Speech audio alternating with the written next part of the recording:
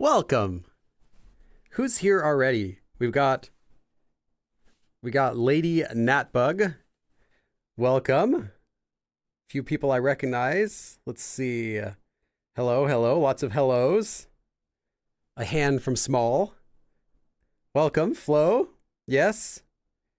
We're gonna have a fun lesson today. We actually have a really big lesson today because today is what's known as a vocabulary lesson, where it's a lesson about, we're gonna talk about grammar as well, but the focus, and we did this last week as well with direction words, but the focus of this lesson is on mostly vocabulary more than just grammar. So because of that, we've got a lot of stuff we're going to be covering. This is like a really long lesson. I struggled to get this to fit on one piece of paper.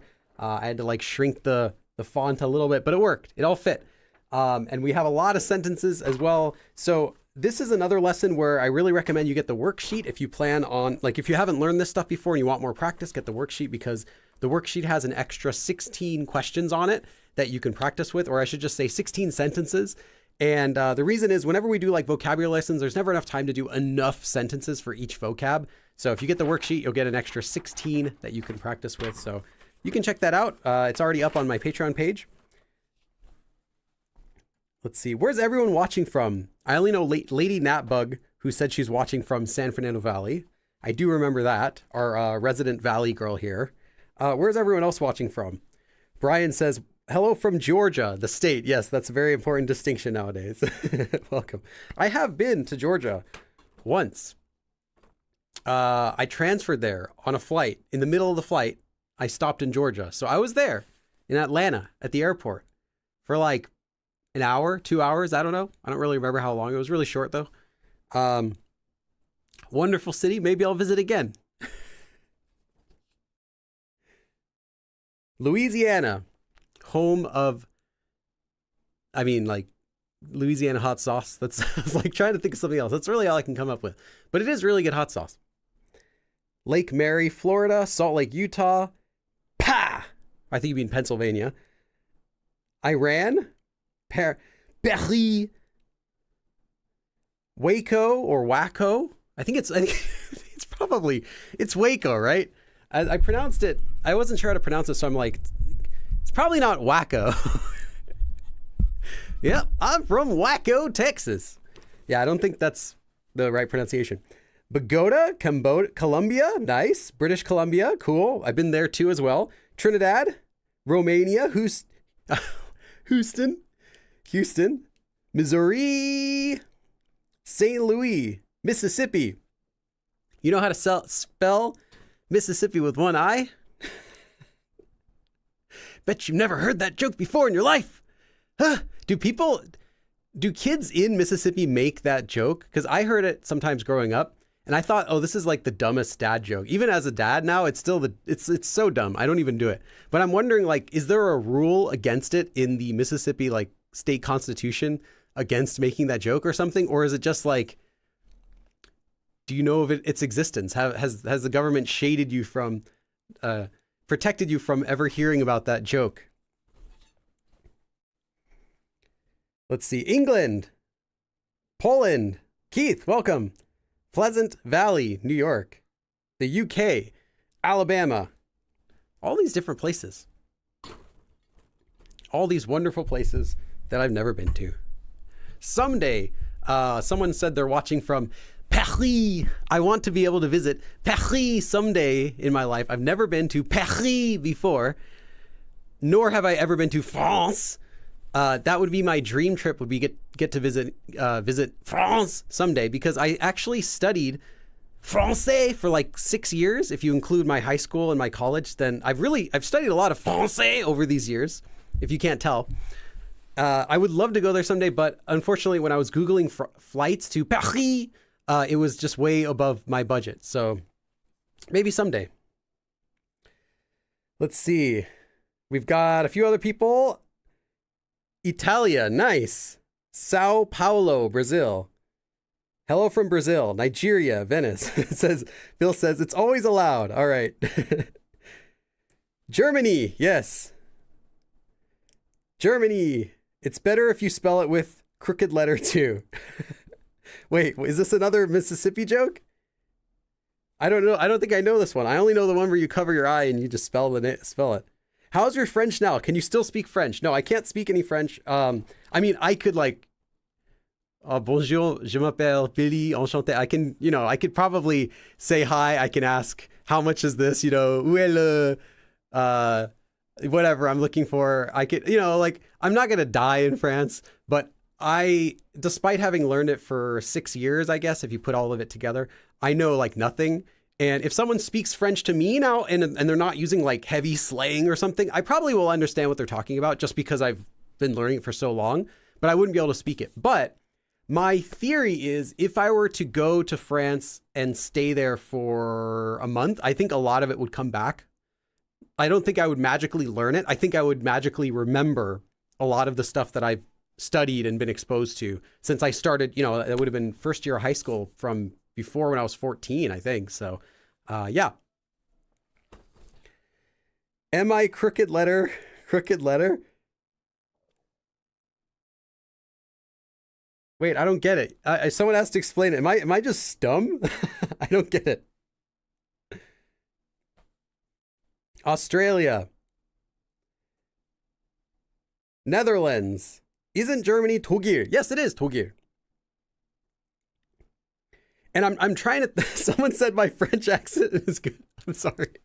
I don't know what I'm doing. I'm just doing the most exaggerated, oh, oui, bien sûr. I'm just doing my most exaggerated, standard Paris man accent. I don't know. That's all I can do. If I ever go back to speaking French, I'm going to have to speak like that.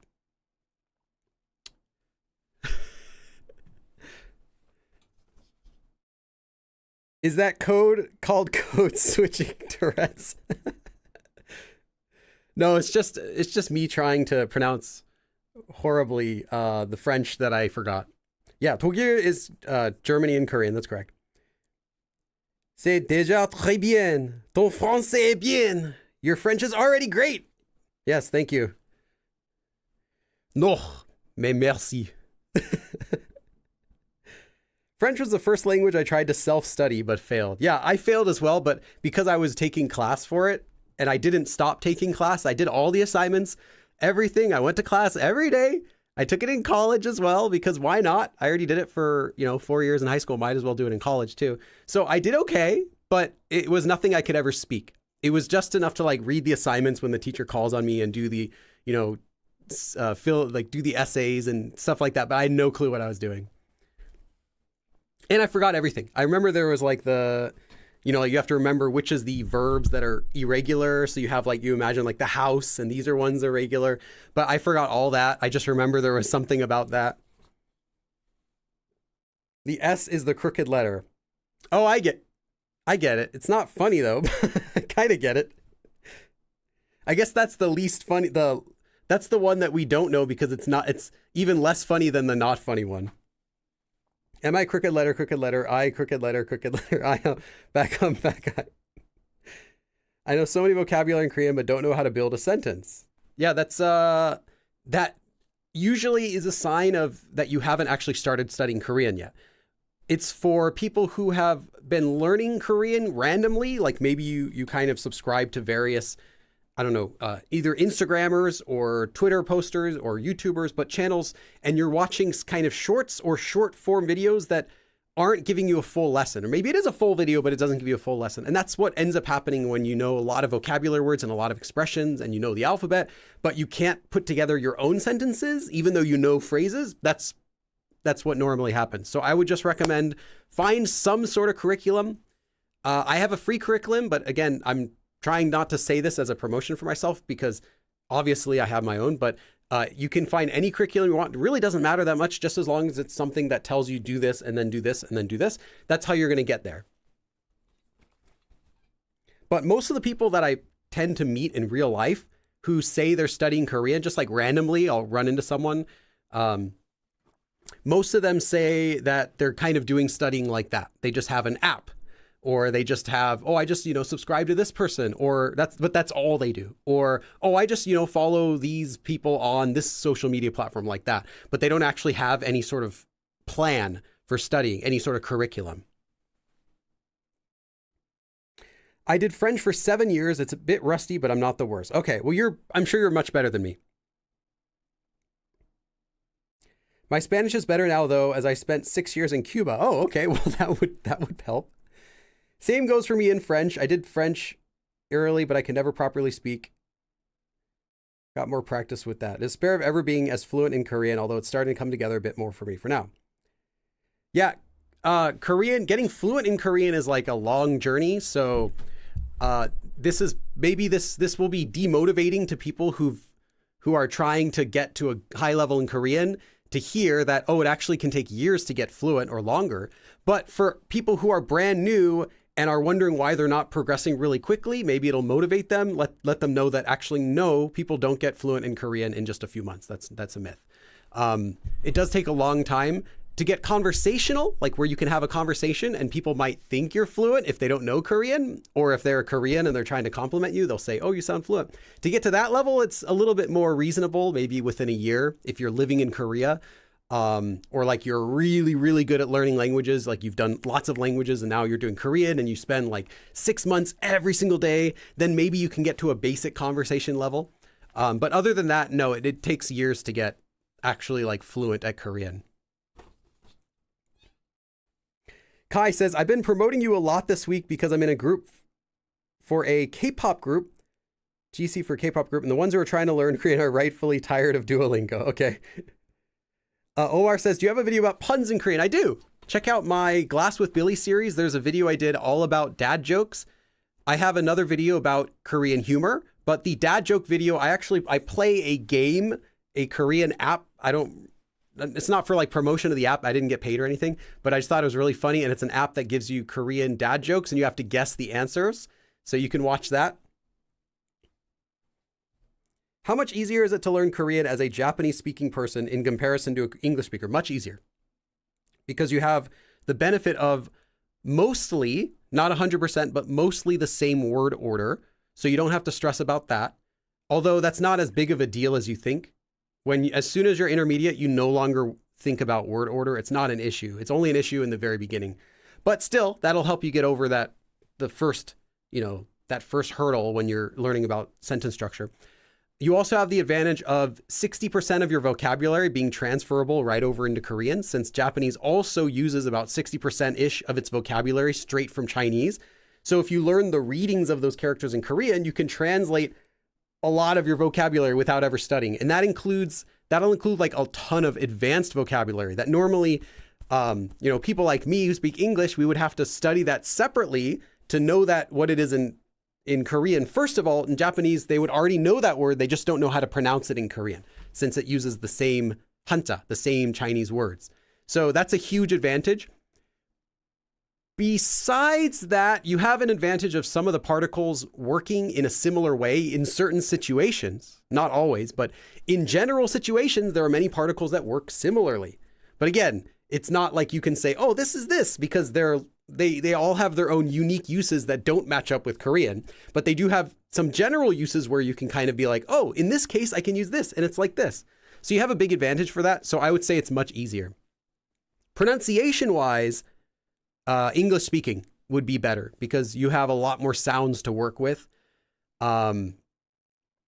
Whereas in Japanese, you have a lot of similar sounds that are not the same, and you'll sound like a Japanese speaker if you start learning Korean and you don't adjust those. Oh yeah, so cheat sheets.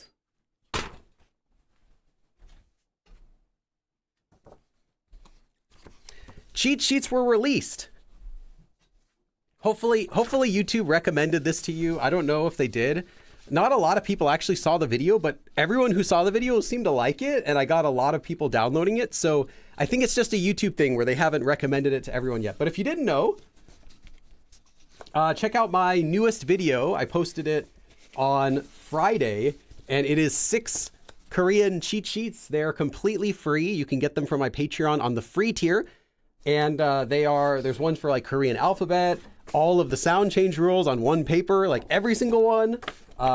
Post positions, like inside, outside, around, middle, all of those. Dates and seasons and common words you need for like last week, next week, how to count the days, major holidays on the regular calendar and on the lunar calendar. all of the most common, not all of them because they're like hundreds, but the most common, maybe not hundreds, dozens of particles and markers. So, topic, subject, object marker, as well as other uses for each of these particles, and all of the rules for conjugating verbs to the yo form, including exceptions. So yeah, everything's here. It fits really easily on one single piece of paper, but when you learn them, it's like a ton of lessons and it takes like hours and whatever. But when you see them on a piece of paper like this, it's actually really easy. It's kind of a, I don't know. If I saw this as a beginner, I would have felt motivated instead of demotivated by learning all the verb conjugation rules. So yeah, all of these I designed them myself. They took a very, very long time. You can get them completely free on Patreon, or if you want to support me on Patreon, if you become a regular paid member, you can also download high definition versions of those, which is the same thing. You can print the free ones on a piece of paper and they're going to look perfect. But if you're someone who wants to like order a giant poster for your room or whatever, it's not going to, a JPEG file like this big isn't going to cut it. So I also have high definition versions, which are like 10,000 pixels, each dimension, and you can print those out at whatever size you want pretty much. So yeah. And of course I have plans for more. I don't know that I'll be able to make more or when, because it depends on how well they do, because they did take a lot of time. So I can't keep making those. I should make other things that I can sell to make money to support myself. But if it ends up working out that it does kind of, work for like a sold product, even though it's a free thing, then maybe I'll make some more. And I have a bunch of other ideas already. In fact, I originally prepared 8, but I had to cut down 2 of them because they wouldn't be done in time. I would have had to spend an extra like 3 or 4 days to make the other 2 I was planning. So I thought 6 is a nice number. We'll start with that and see what people think. Got so tired of Duolingo because they weren't explaining anything, but I was recognizing words and patterns. Yeah, it's mostly just for like vocab and stuff like that. Keith says, I can't believe you made the cheat sheets free, and neither can I. I was so tempted to just sell them, but I'm like, you know what? These are okay. I'm like tooting my own horn, but when I started making them, my original plan was to sell these as like cheat sheets, because cheat sheets, they're high quality cheat sheets. They don't really exist. But after I started making them, I started like patting myself on the back. I'm like, these are actually really good. I should make these free. People need this.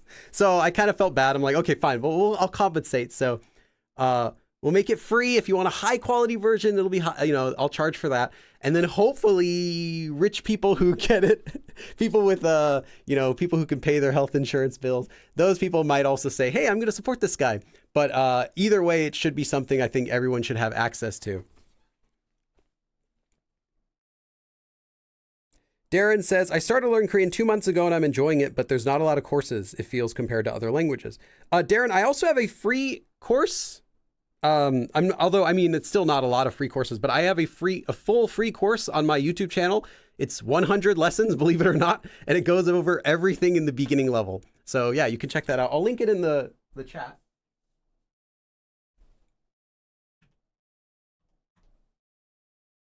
Yeah, you'll see a little link in the chat. You can start there. Yeah, it's a free Korean course, full course, really.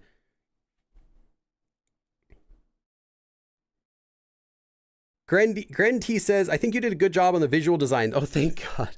I spent half of the time designing those. The information to put on them was, I don't know, maybe it was like 8 hours to compile the information for each one. Let's just say that. I think I was like 2 days for each one. And the first day I would spend compiling all the information. And then the full second day was just, how do I organize this? Like, what colors do I use? What fonts? So I picked a few fonts I liked, that I did a couple tests first. And then I made them all after that, matching the same style.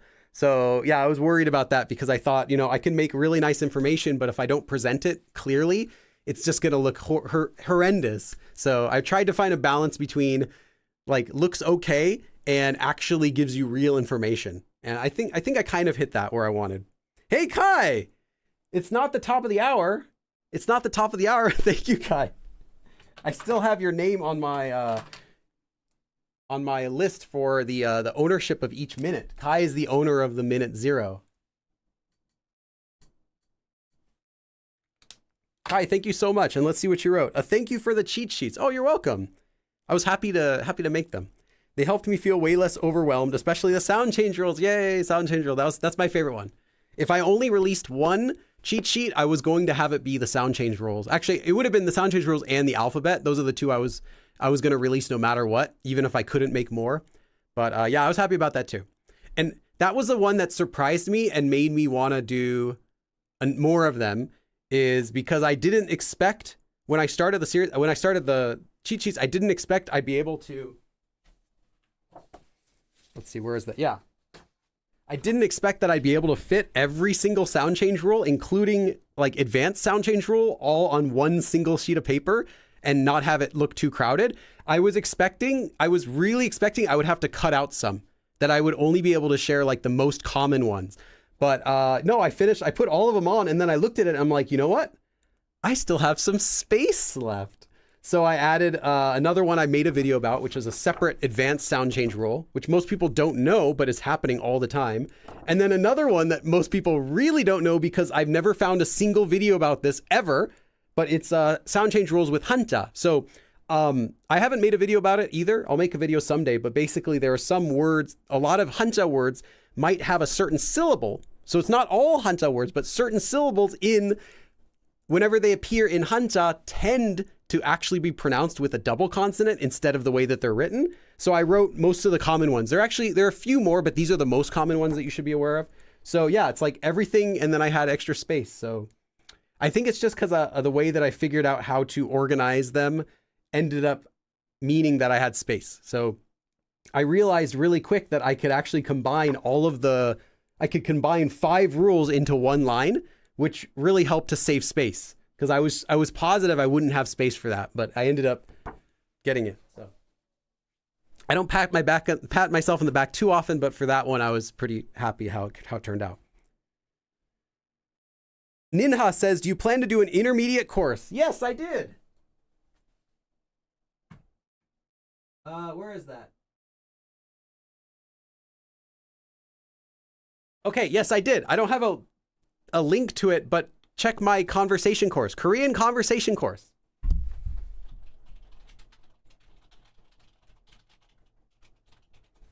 That's the sequel.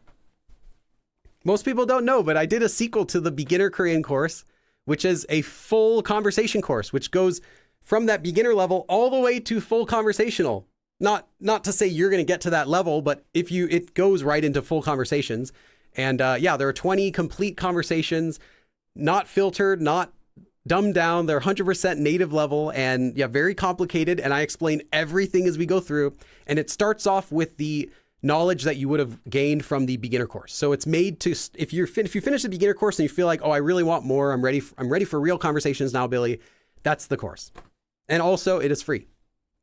Although there is a book for that as well, but the book's the same information, just with extra five more conversations on top.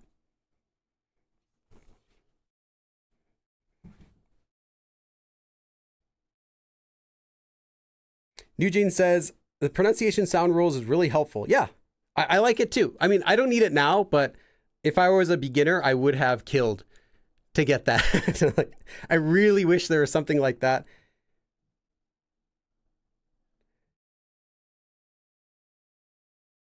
Let's see. What means Boshida? Oh yeah, we'll be going over that today, really soon.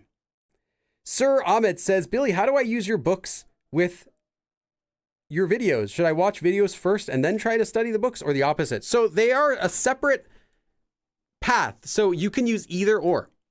Some people prefer learning with textbooks and they know like, oh, I am definitely going to be going up to a higher level. So they'll use the textbooks exclusively. And then other people will just do the video course as like kind of a taste of Korean for the beginning, because when you're starting with Korean and you don't know if you want to buy anything, you just want to try some videos, then try the beginner course first. But if you want to use both of them, that's fine, but don't mix them. I would say use the book, and then after you do a lesson for there, do a lesson or two in the course, and then do the book. That's fine, but you don't need to mix them together because the order that they teach things is different. It's for a different trajectory.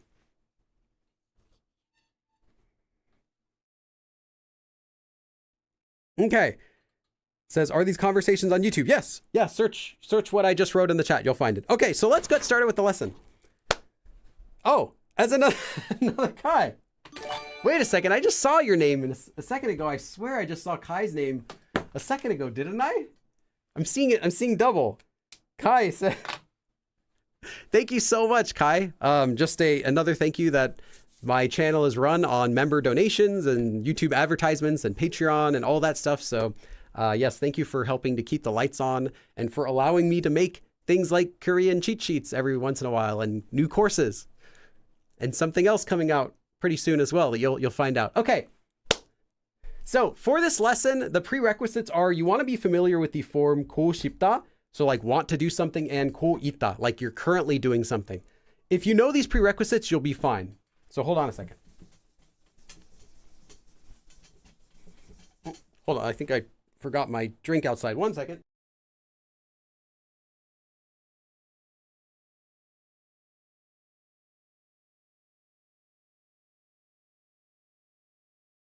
Okay.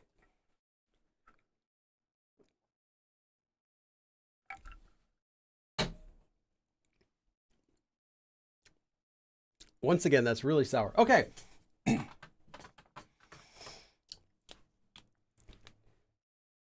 Oh, wow. Okay.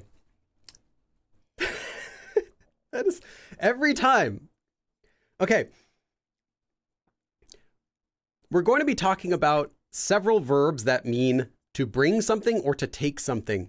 And I'm not just going to give you a few verbs and say, here's how to say it, but we're going to also talk about what these verbs are, how they're used, and then how they could be used. So we're going to learn about several different ways to use these common verbs.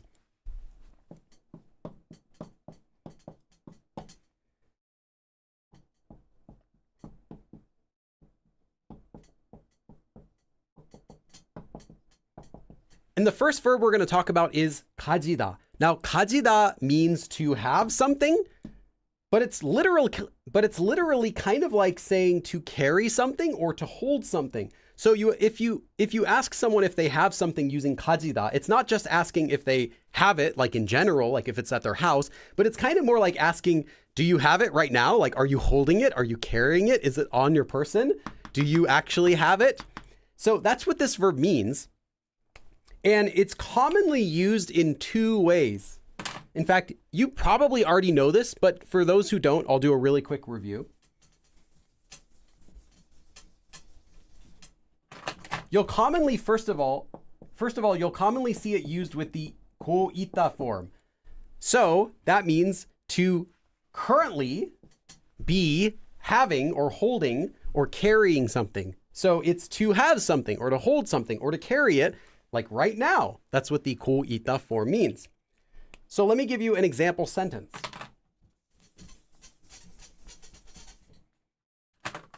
If you don't know that 고 있다 form, we're not going to be going over the 고 있다 form itself. I'm just giving you an example of this verb with that form.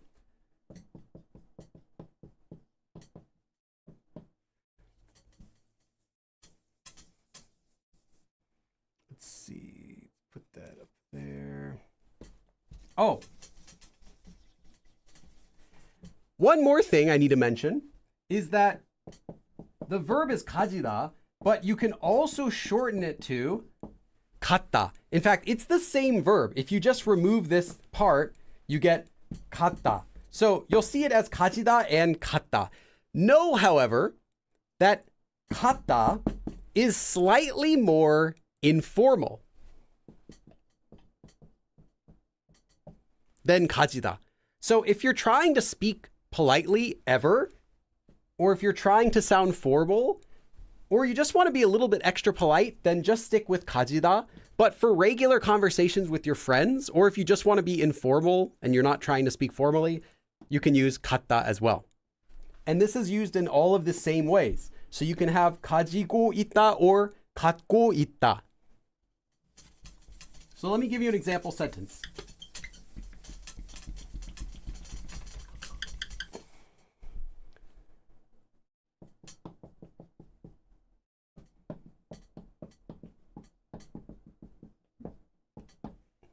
Okay, actually, I'll make it a little more polite. 갖다 doesn't have to be used in casual speech. It's just not going to be used in formal speech. Okay. 펜 갖고 있어요? So, 갖고. This is 가지고. Same thing. So, currently holding or have or carrying something. So, are you carrying or are you holding or do you have a pen? You got a pen? 펜 갖고 있어요? You got a pen? So it's not asking like, do you have ownership of a pen? Is there a pen at your home? Like it's asking, hey, you got a pen right now? Like, do you have a pen? So that's what this 가지다 or 갖다 verb is used for. Okay, I'm going to leave this up just for a second because I don't want to rush, but I do want to move a little quickly because we have a lot to cover.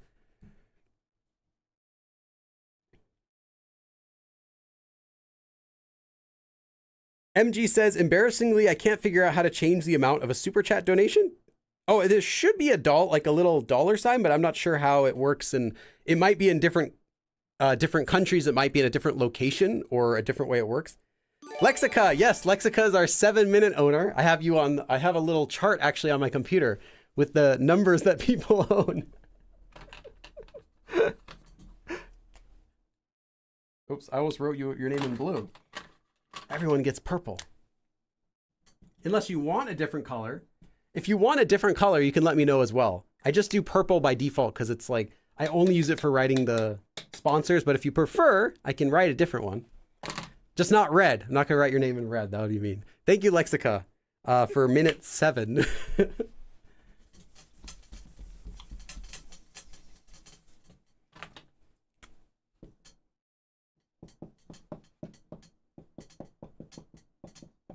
Another way that you're going to commonly use this verb 가지다 is with the form 고 싶다. Now, 고 싶다 means that you want to do whatever action verb stem it comes after. So in this case, the stem of 가지다 is just 가지. So you attach 고 싶다. So I want to do, I want to have, I want to carry, or I want to hold something. This is the way that you say you want something, any sort of noun. And if you're talking about just saying that you want something, this is more common than using the verb 원하다. Now, 원하다 is used all the time too, but it's not used directly usually when you want to say I want something. You're not going to use 원하다 directly to say you want something. With exceptions, it is still used all the time, but when you're just directly saying I want something, this one is much more common. 원하다 tends to get used for other specific cases to say you want something, but we're not going to be talking about that in detail for today. I actually have a separate lesson about that if you want to learn. But the really quick answer though is use 가지고 싶다 to say that you want to have something.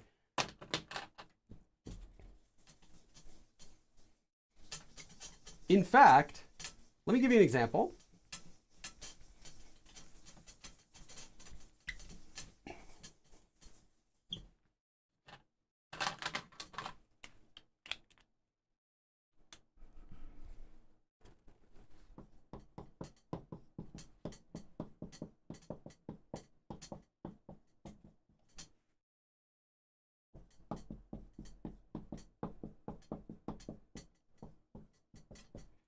저도, so me too, me also. 저도 자전거, a bicycle, a bike.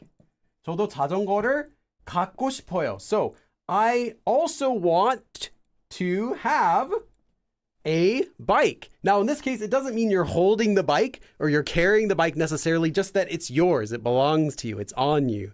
That sort of meaning. Like you're holding, you have it, not necessarily you're carrying it in your pocket. So you can use it for larger objects as well, but it is used to mean like something that you directly have, not just something that is generally like, oh, I have something at the house, or I have that in general. So 저도 자전거를 갖고 싶어요. So I also want to have a bike. And this 고 싶다 form is also the same form you're going to be using to say that you want something else. For example, if you wanted to say, hey, do you want pizza tonight? How do you think you would say that? Do you want pizza tonight? Make a guess. Make a guess in chat. How could you say, do you want pizza? You want pizza? Or maybe how to say, I want pizza. You might already know this, but I'm just kind of going over it anyway because it's pretty important. I see a lot of people make this mistake.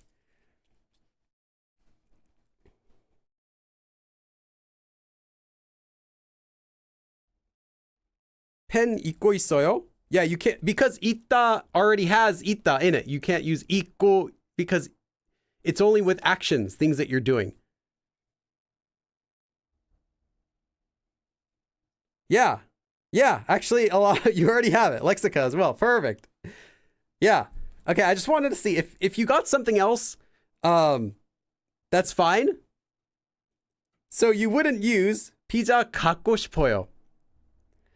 The reason is because, again, 갖다 means to say that you want to have something. Like you, not that you want, if you say 갖고, sorry, let me start it again because I was like tripping over my own words. If you were to say 피자를 갖고 싶어요, it's not wrong grammatically. It means I want to have a pizza. I want to hold a pizza, but it doesn't mean you want to eat it. It just means you want it. Like maybe you want to add it to your pizza collection or something. Then you can say, 저 피자도 갖고 싶어요. Like if the pizza is an artwork, then you can say, 피자 갖고 싶어요. I want that pizza so bad. But it doesn't mean you want to eat it. It just means you want to have it. I want to hold the pizza. When you say, I want pizza, what you're actually saying is, I want to eat pizza, right? 먹다, to eat. So you can do 먹고 싶어요. I want to eat pizza. If you're saying you want to go to Korea or whatever, you're saying I want to go to Korea. If you're saying I want to see a person, you're saying I want to see a person. I want to eat a pizza. Any of these want to do verbs, you would use the verb itself with 고 싶다. You wouldn't use 갖다 or 가지다 to say that you want something unless you mean that you actually want to have it. So I didn't trick anyone. Everyone who wrote in the chat got that. So, okay. So just, yeah, no, you wouldn't use it like that. So now that we've covered just what 가지다 means, now let's talk about how we can use it to mean something else.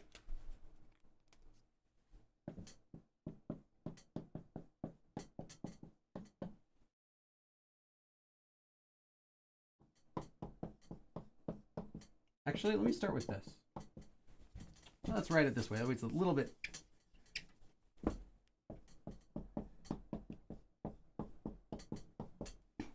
If we take the verb 가다, now 가다 means to go, right? So like 갔어요, 가고 싶어요, I want to go, I went, or anything like that. If we take this verb 가다 and we attach it to 가지다, to have, to hold, to carry, 고, and go. If you don't already know what these words mean, what do you think this could mean? If you take something, you carry something, you hold something, and you go. If you say that you take or you carry or you hold something and then you go somewhere, that is what we would say in English, to take something. Or you might say to bring something there. Because we kind of use take and bring sometimes in the same way in English. But taking something would be taking something from here or somewhere and taking it and going somewhere else. So that's what this is. This means taking something, so holding or carrying or having something and then going somewhere with it. 가지고 가다 therefore means to take something. Again, something, not someone. That'll be a different verb. Or you can also combine 가다 by conjugating 가지다. So in this case, you get 가져. So carrying or holding or having and 가다, going. So this is the same meaning, 가져가다 and 가지고 가다. I'm going to write these up again so they're nicer, and then I'll tell you the difference. That's a little messy.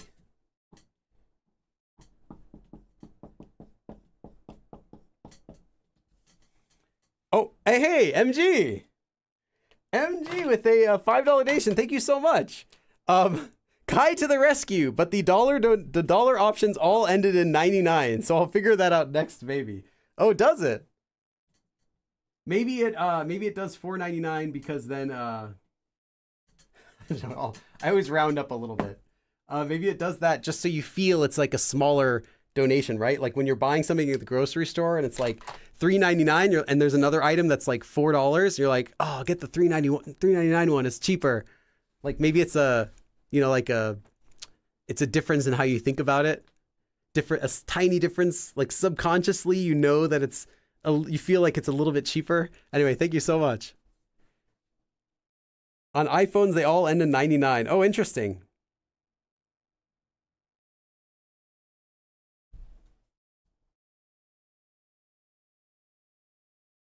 Okay, so 가지고 가다 and 가져가다 both have the same meaning. Again, literally to have or hold or carry something and go. Therefore, to take something. Of these two, 가져가다, this version here is going to be more commonly used. But they both have the same meaning. You can use either. Just know that you're going to see both. Oh, Nastaria. Wait, hold on, Nastaria. Don't you have a... Yeah, you have a 50. Yours is the 15. That's right. I was like, I'm pretty sure you have a number already. Nastaria, thank you so much. I'll have to make some more space. Let's see. Happy quarter of the hour. Thank you. Also, thank you for your video about the podcast recommendations. Oh, nice. I'm glad you liked that one. I also enjoyed making them. Those videos took so long to make, though. You wouldn't, like, way longer to make than I expected because it takes so long to find clips, like to find good clips of the channels I want to show. I don't want to like show off the introduction video for the video. I don't want to show a clip where there's nothing, like no subtitles. I don't want to show like an ending clip. So I'm like trying to find like a nice clip for each of them. And each channel I found about 6 to 8 clips, and each channel, there are 15 channels. So I did that twice, once for the YouTube video and once for the podcast video. It took a lot of time, but it was worth it. I was happy to be able to shout out to some of those channels. So, okay. Let's see what we've got here. Okay, so a really simple sentence you can make with this already is maybe like this.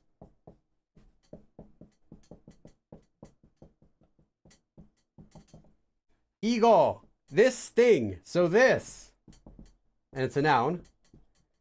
가져가세요. So take it and go. Hold it or carry it or have it and go. So take this, as in you're going somewhere with it. You're not coming here, right? It's 가세요. It means go. So here, take this. 이거 가져가세요. Take this. I'll leave this up for just a second, but I do want to move on.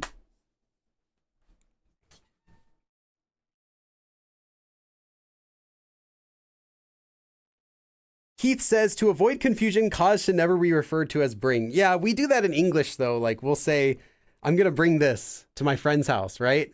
But we actually mean 가지고 가다, like we're going there, we're taking it there.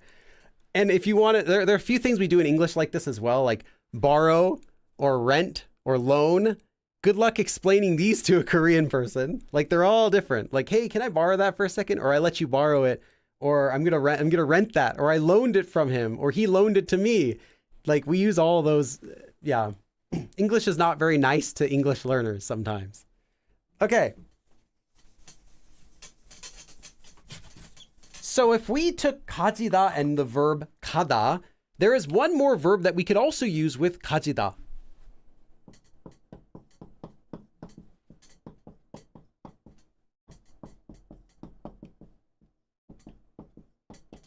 We could also use the verb 오다. 오다 means to come, as in from somewhere else to come to here, to this location. So to come here. So you could have 가지고, so you have something, or you hold something, or you carry something, and come here. And that would be to bring something.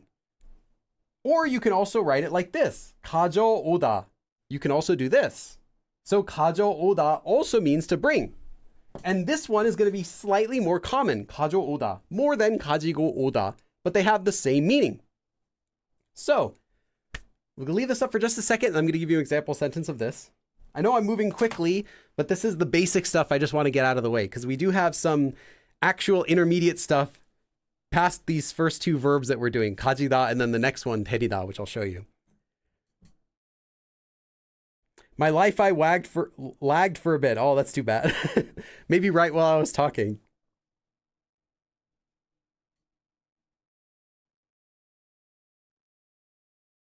I love that video. I was already listening to Che Susu's podcast, but now I found several new ones to help me with listening practice. Also, I'll say that I'm glad that the two podcasts I mentioned at the very end, which I was worried they wouldn't have enough videos because they were barely just starting. I'm glad that they're still making more videos. In fact, one of them had already uploaded like 5 videos or something between the time that I filmed and edited that video and the week when I actually posted it. So I felt good about that. I was worried that I was recommending 2 channels that might not keep making content since they were so brand new. But yeah, all 15 ended up being good by the time I uploaded that because I filmed it 2 weeks before I uploaded it. Do you think that the immersion method of just watching or listening to tons of Korean content is effective at all? You need immersion, and immersion helps you recognize words, but there is no such thing as only watching Korean shows to learn Korean. That's never happened ever. Nobody claims that that's happened. I mean, I don't know. There might be someone who claims that, but that's never happened. So immersion, you need immersion for part of learning. I mean, listening practice is what I'm saying. Immersion, though, doesn't mean just listening practice. It means anything. You can do speaking immersion. You do listening. You do have conversations with people.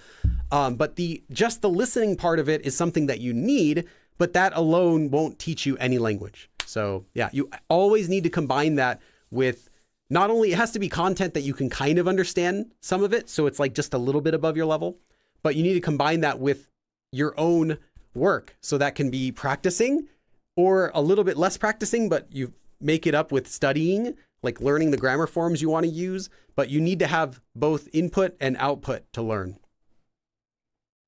Okay.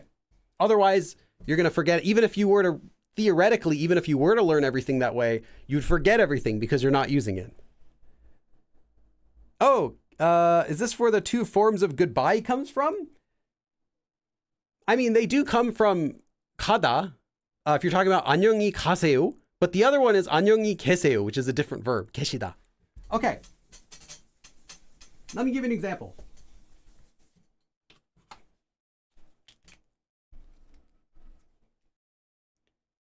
Let's get our friend Charsu out here. Oh yeah, now we get to find out if my prediction is correct, because in Squid Game season 1, you saw the Younghee robot. That girl's name is Younghee, she's a character from like old Korean school textbooks. So everyone knows the characters Younghee and her friend Charsu. So I'm pretty sure they're going to put Charsu, since they put Younghee in season 1, I'm pretty sure they're going to have a robot boy in season 2. That was my prediction after the first one came out. So we're going to find out. I know they're releasing it in like a couple weeks. So I'm hoping for that. I don't really care if the season's any good at all. I just want to see Charsu. Okay.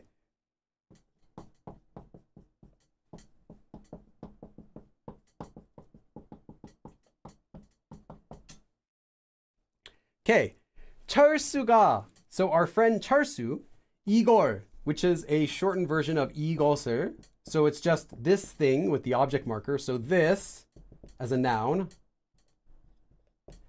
철수가 이걸 가져왔어요. So he carried it, had it, held it, and came here. So 철수 brought this. 철수가 이걸 가져왔어요. 철수 brought this. That's all there is to using these as far as conjugation goes and where they come from. But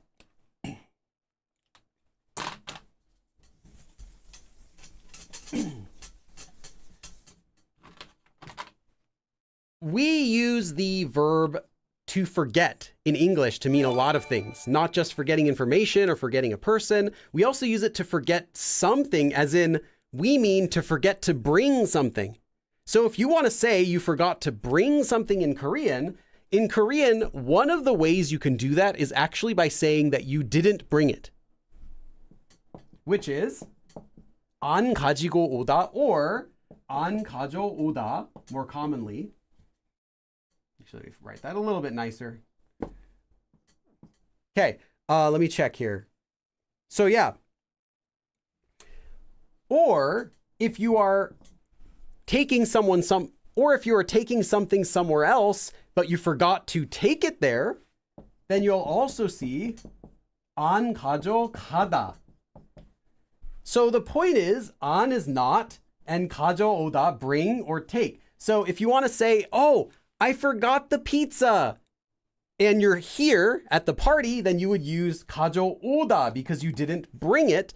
Or if you want to say that day, I didn't remember the pizza, I forgot. Or if you wanted to say that day somewhere else, I forgot the pizza, then you would use 안 가져가다. I didn't take it there. Now, this is not the only way to say that you forgot something. It's also common to say that you actually left it at home. Actually, let me write this a little bit nicer.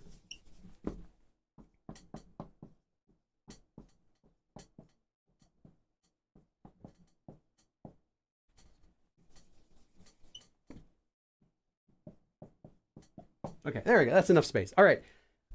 You can also say something like 집에 놓고 오다. 놓다 means to put down. So like I put it down, I left it on the floor, I left it down at the house, and then came here, implying that I put it down at the house before I came here, so I left it at my house. This is another way that you'll see, but you can also do it this way by saying I didn't bring it or I didn't take it. Okay, let me give you one example of that. Let's check the chat. Oh, Flo.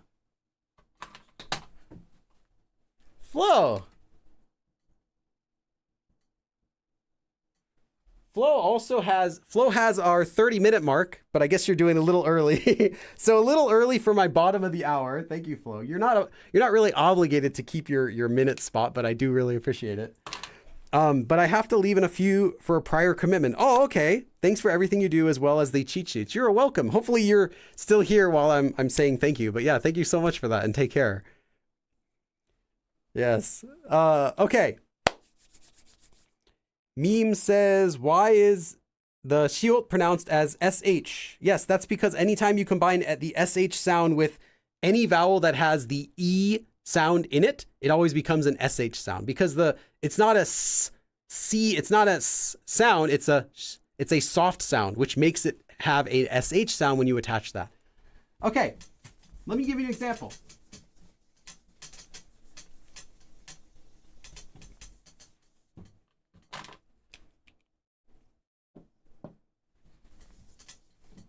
Let's start up here.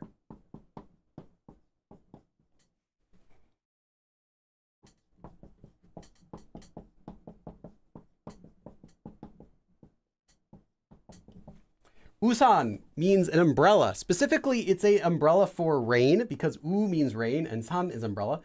A rain umbrella. 우산을 did not 가져왔어요. So I did not bring, literally, I did not carry or hold or have and come here an umbrella. So I didn't bring my umbrella. 우산을 안 가져왔어요. 우산을 안 가져왔어요.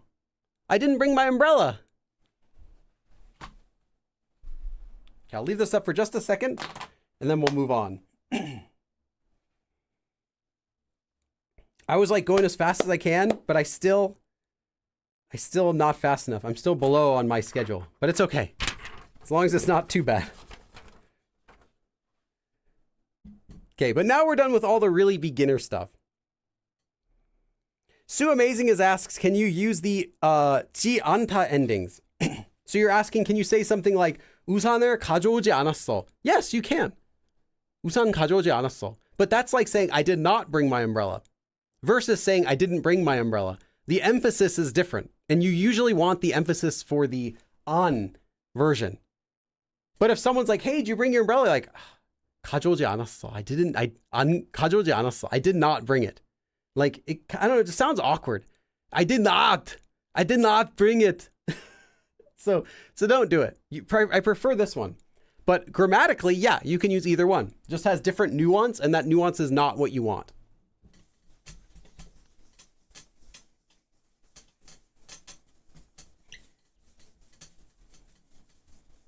I did not. Okay. Now we've done one verb, 데리다. We're actually going to do terida. We've done one verb now. We've done one verb. The next verb we need to talk about. This I have no space here. Okay, I'll just put it here. So I said that kajida is for having or carrying or holding something. So for taking or bringing something. But what if you're going to be taking someone or bringing someone somewhere?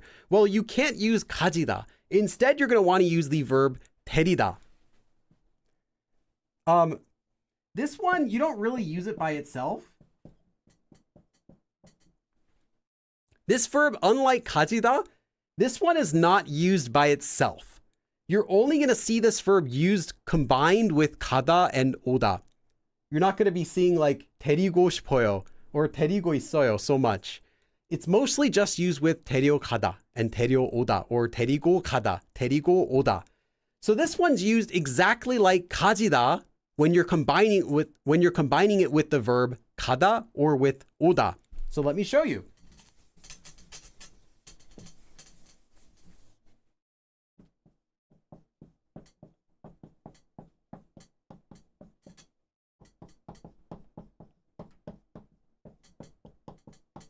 Just like we had 가지고 가다 and 가져가다, we also have 데리고 가다 and 데려가다. And they work in the same way, but now you can bring or take a person. Or occasionally, you can also use this for taking animals or bringing animals. So if you wanted to take your dog somewhere, you would use this. You wouldn't use 가지다. If you wanted to take your brother or your friend or anyone somewhere, you would use 데리다. Okay, and just like we saw this used with 오다, we can also use this with 오다 as well.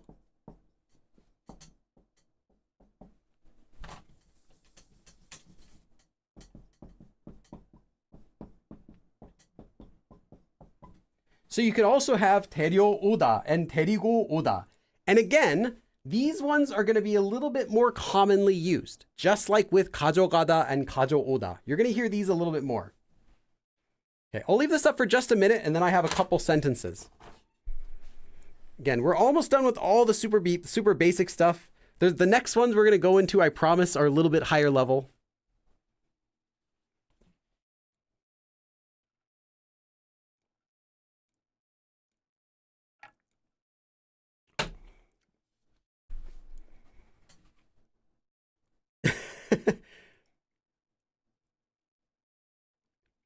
Sue says, you forgot to say, I want to have an animal. They use kyuda. Well, I'm not going to talk about all the verbs for have. There are actually a lot more.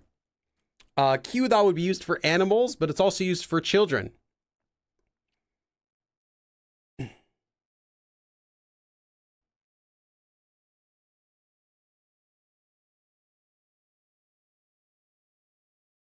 Okay. Miwa asks, how did you guys memorize how letter change sound rules? Good timing, Miwa. If you came here later, I already said this in the beginning, but there are now 6 free cheat sheets for Korean, and one of them is all of the sound change rules. I mean all of them, like 100%. Even the advanced ones. Every single sound change rule fits nicely on a single piece of paper. You can get them on my Patreon. They're free. There's one for that. There's also one for all the verb conjugation and exceptions, the irregular verbs for the Yule form. There's one for the entire Korean alphabet, all the stroke order, the dictionary order of them as well, pronunciation tips, the names of the letters, all that stuff, syllable blocks. There's one for all the common postpositions like inside, outside, middle, nearby, next to, all of those. There's one for dates and seasons, how to tell the time, common vocab used for the dates as well, like next week, last week, the names of the month, names of the seasons, major holidays on the Western and the lunar calendar, the most common markers and particles. Yeah, so get them. They're free on my Patreon. I released them on Friday, in case you didn't already know. They should be helpful. Okay. Thanks for the cheat. I can't imagine how long it took. It took a very long time. Okay.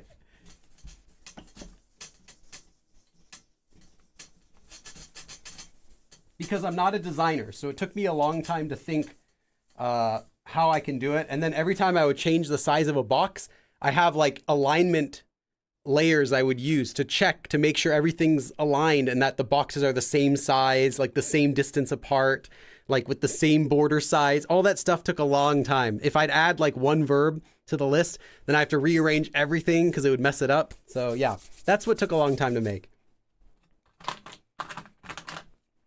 So let me give you a couple sentences.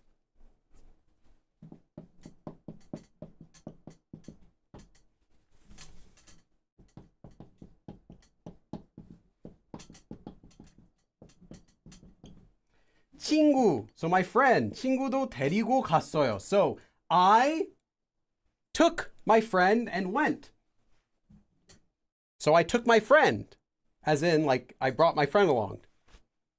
친구도 데리고 갔어요. So I took my friend too. I also took my friend. I'll leave this up for just a second, and then I have another sentence. I would buy a Billy skin if it was available on Fortnite, says Mila. Okay. There should be a me skin. Then it'll have the dance will be like just this. It would be popular. Imagine like you shoot everyone. I don't know if I could say this on YouTube. I don't know. YouTube automatically censors. You know, you win the game. I'll say that. That's safe, right? Safe for work. You win the game. Everyone's friendly and happy. Haha. And then you like go over all their bodies and you're like dabbing. It'd be wonderful. Lexica says, just curious, what software did you use to lay out the cheat sheets? A very specific question. I use something called Affinity Designer, and it is marvelous. I give all my love to Affinity. I have all their whole software suite. They are Photoshop minus Adobe, which is the best part, right? Yeah, suddenly I'm like trying to be careful.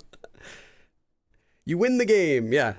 그럼 다음에 또 봐, and like spins around and dabs. I think it'd be good. Yeah, Affinity Designer. Essentially, it's Adobe Illustrator without Adobe, which is the best part. I swear, it's the best part. I wish they made more programs, but they only have they have a Photoshop version, they have an Illustrator version, and they have a what do you call that? An InDesign, I think the other one. Anyway, they have a publishing one as well. So I have all three. Okay. Time for a new sponsor. Yeah, if Affinity wants to sponsor me. I mean, I already just said I like their product, so they just got free sponsorship. I don't know if they're going to want to pay me for it. But yeah, okay. And they're not expensive anyway, so it's not like, they're not like $1 billion company or anything. I think I bought their program for like $25 on sale. Like, for designer. Yeah, I think it was $25. I use it like every day now. It's great. I mean, I don't use it for everything. It's, like I said, it's a designer. It's a vector program, so it doesn't work for a lot of stuff that I do, but it is useful for a lot as well. Let's see. I also use it extensively for the upcoming ATs analysis series that I'm making right now. I've used it for every single day. Totally recommend it. Unless you already have Adobe, you have like a subscription, or your school pays for it or whatever, or you're trying to do it for work, then in which case there's nothing you can really do. You're kind of stuck there.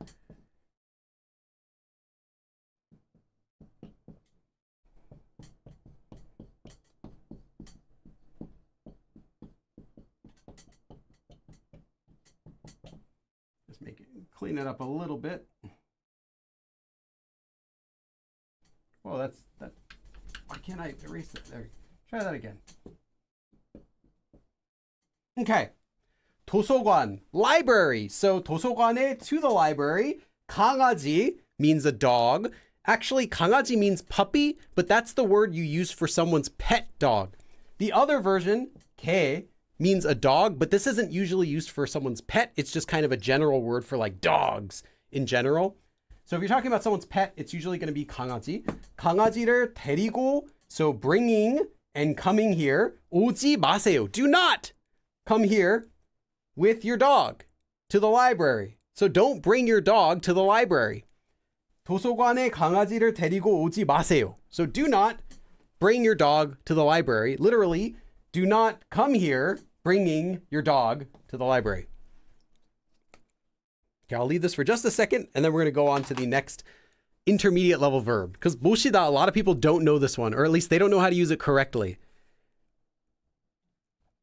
Yeah, Lexica, they have sales all the time, but it's worth it without the sale. It's legitimately a product. I would buy it if it's off sale. Like if they're doing full price sale this weekend, I would still buy it. It's good. Kai says, are we anti-Adobe? Are we not? Are we not anti-Adobe? I hate Adobe. I'll say that out loud. I think they had their chance. They had their chance to be a company, and there are other companies that do professional software that have managed to make good business decisions, and that Adobe's not one of them. Adobe says you give up rights to your arts. Yeah, and then they went and changed that immediately after when people found out about it. I mean, it had already been in there for a long time in their agreements, but no one found it until they did another update and someone read the thing and found that it was already there. And then Adobe clarified. They're like, no, we don't mean that. But you literally wrote it there so you legally could. Even if you're not, you could. But I hated Adobe before it was cool, okay? I didn't like their subscription prices before this whole thing. I just think that they charge too much because their market is targeted at professionals who will pay it, and closing the door completely on hobbyists who just want to try using the program, who don't have that money as the companies do. I wish they had a better business model where they would say, okay, you're making lots of money on our product. Now you got to pay because we need to get paid. We need to, make improvements. Cool. But you are literally just trying to learn our program. You're just trying to do it for fun. You're making YouTube videos. You don't make more than this, free or really cheap. And they don't have any option like that. So yeah. Okay. However, Affinity was actually purchased by Canva, I believe just earlier this year. So I don't know what direction they're going to take it in. I don't know if that's a bad thing or a good thing.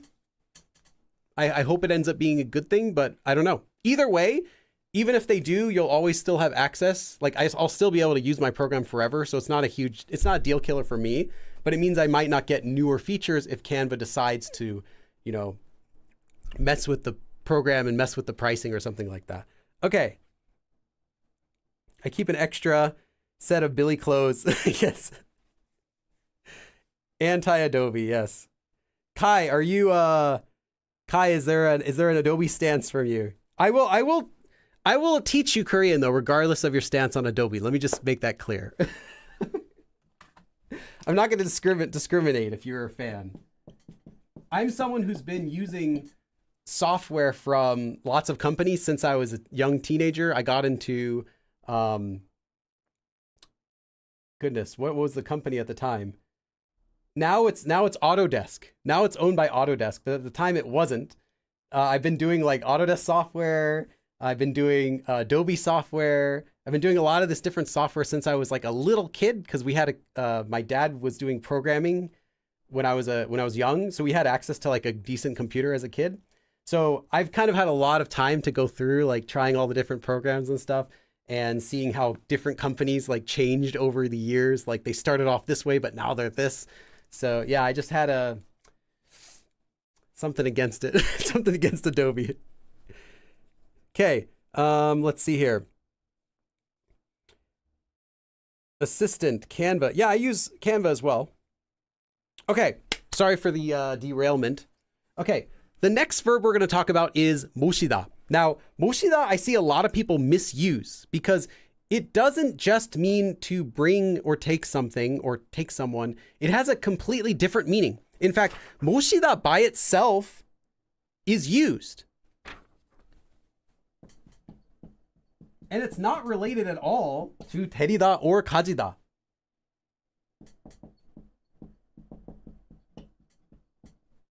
Moshida actually means to support someone, as in like you're waiting upon them, you're taking care of them, right? It doesn't have any relation to teriga or kajida.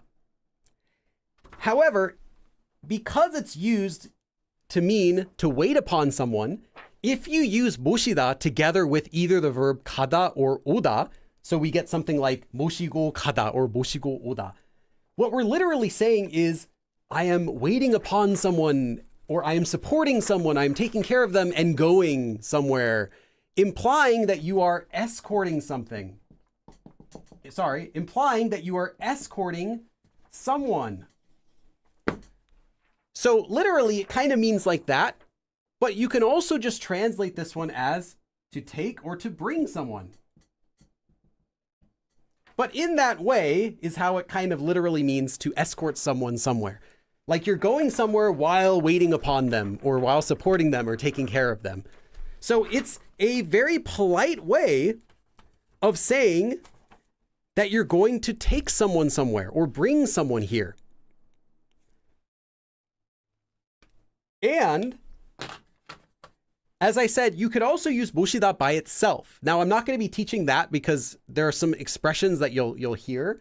Like, well, 보시겠습니다. Like, there are certain expressions, but it's not only used with kada and oda. You'll also see it used by itself. So this one is commonly used whenever you're speaking, not only politely, but also whenever you're speaking honorifically. Like you wouldn't tell your boss, 데리고 가겠습니다, like to your boss about your boss. I will bring you there. You would say 모시고, like that. 모시다. So if it's anyone who you're going to be escorting, you're not just like carrying them in your arm or dragging them along, but you want to imply that you're actually going to be taking good care of them to get them there, use 모시다. I'll leave this up for just a second and then I'm going to write down the verbs.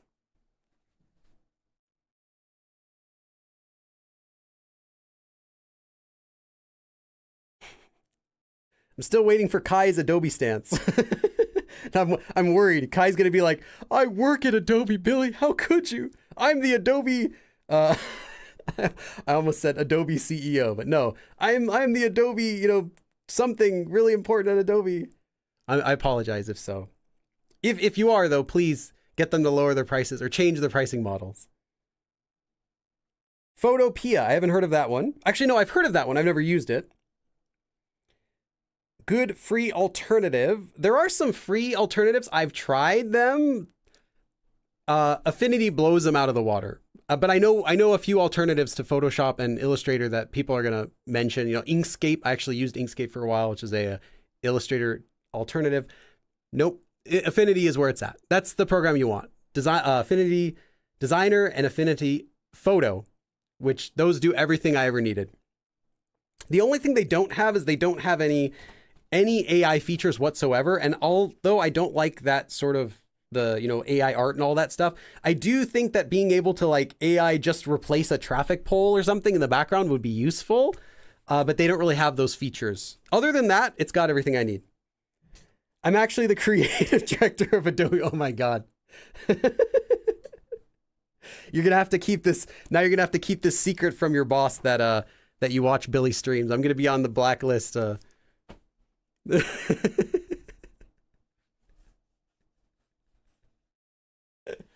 Scaring me, Kai. You're scaring me.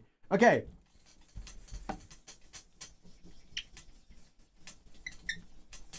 If you are, please give me a lifetime access to all Adobe products. And while you're at it, give everyone lifetime access. No. I don't know. I just don't like a lot of the direction they've done. It feels like, although at the end of the day, they provide a good product, the way that they do it is by stifling competition and hurting their customer. And I think they could make just a little bit less money, but have so much more goodwill without too much effort. Obviously the effort is you're losing money, but I think it would be worth it. Because isn't that really what you want? You want to be a company that people are going to support you in the long term, not just short term, where people don't realize yet that they hate you, but after a long enough time, people start talking about it and other alternatives will get more popular. But I think it's better to have like where people will kind of like you and then you can still keep growing. And even when alternatives come up, people are still going to choose you because they know you're a good company. But then again, I'm not a business person and I don't even make over 100 grand a year. So what am I talking about? I probably would tank the company. Okay, let's do a couple example sentences.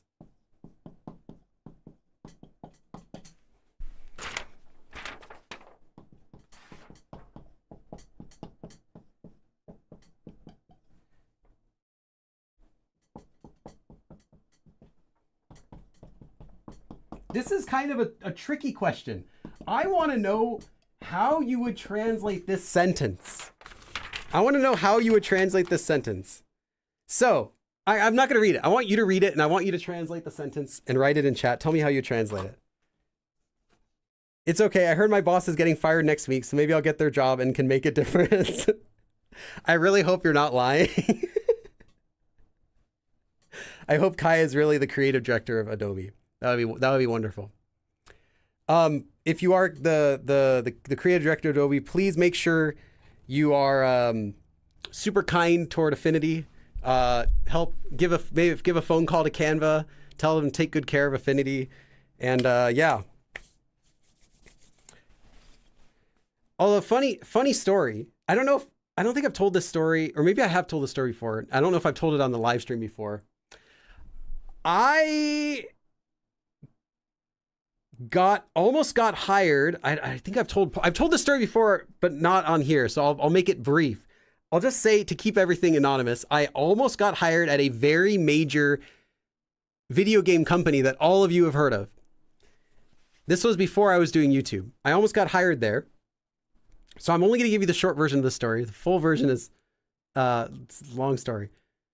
And when I was doing the first round of interviews, they asked me if I've played their game before. And I said, oh, of course I have. And they asked me, this is like the very first round of interviews. And they asked me, so what did you think of the game? And I didn't really care about getting the job. I was like, you know what? If I get it, great, but I'm going to be honest. I told them, honestly, it's terrible. And I told them all these reasons why I didn't like their game. And I said it was really annoying. I played the tutorial and I hated this tutorial voice and I hated this. And I told them all the stuff I didn't like about their game. And surprisingly, they called me back. That was the first interview. I did like 3 phone interviews and I interviewed with them in person. I didn't get the job. Like I said, that's part of the longer story, which is a different reason. But just that was funny that I totally told them right to their face that I hated the game and I would never play it again. But they didn't mind that. They were still going to consider to hire me there. But I just thought that was kind of cool. I think if, any other company, if you told them you didn't like their game, they'd be like, oh, well, you can't work here. But they were like, okay, we respect that. I get it. Would you ever come work at Adobe? You know what? If I can keep my, okay, I know we're joking here, but if I can keep my YouTube channel, and I can, but if I can keep working on it so I have time to myself, if it didn't consume all my free time, then yes, I think I would. I would like to make money. That's the real thing, is I want to make sure I have money so I can make my Korean stuff for free, keep doing live streams, making cheat sheets for free, courses for free, but I need money to do that stuff for free. So yeah, I've considered like, oh, maybe I should get a job someday, like just so I can pay the bills. But the problem is a lot of jobs take away all your free time. They're like 50 hours a week or 60 hours a week. I'm like, I could probably do like 20 hours a week at a job. And then as long as I have enough time to still, film videos and do this stuff. Yeah, it's not off the table. Yeah, I would like to make money. Okay. Let's see what the translations are. Dad accomplishes grandma in the car. No. Father brought grandmother by car. Accomplishes. I was like, what? Accompanies. Okay. Dad took Gramps by car. Do you have to write it like Gramps? It's grandmother. It's not granny. It's not Gramps.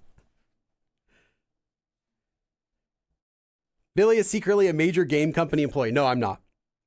Although I do know some employees of major game companies. I know someone who's very high up at a game company who's close to me, but not me. They can't get me a job. So Dad helped grandma to the car. I'm just reading over these other assisted grandmother to the car. Yes. Oh, so we got one of them. Shaheen Khan actually has the other translation I was looking for. There are actually 2 ways you can translate this sentence. So let's take a look at it. 아빠가, so dad, as in my dad, since I'm saying 아빠. 할머니, grandmother. 할머니를, let's look at this part first. 모셔갔어요. 모셔가다. So to escort and go. So to take. So to take grandmother, where or how? 차로. But you can look at this in two ways. First way you can look at this is 아빠가 할머니를 차로 모셔갔어요. So he took her 차로, 로, direction, toward. So he took grandmother to her car. He escorted her to her car. There you go. Bye-bye, grandmother.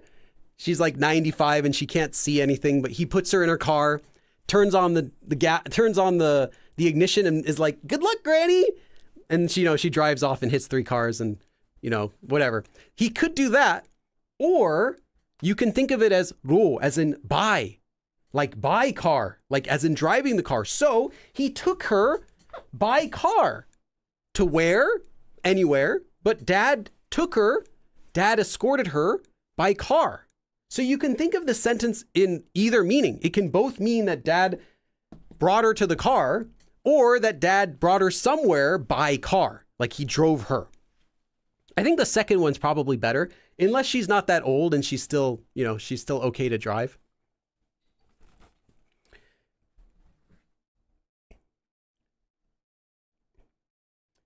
Some people guessing what company? No, I'll just tell you that you know it 100%, but I'm not going to tell you what it is because it's possible that someone works there and they're going to look it up and they're going to find me. Dad took my grandmother away. That sounds completely different.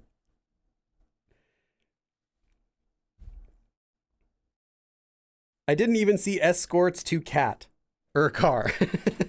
He escorted her to the cat. There you go. Bye, grandmother. Enjoy, cat.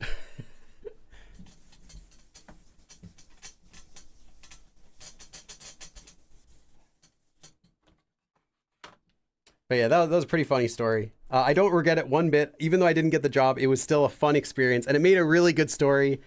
But yeah. And the reason I didn't get the job is a much better story than that. But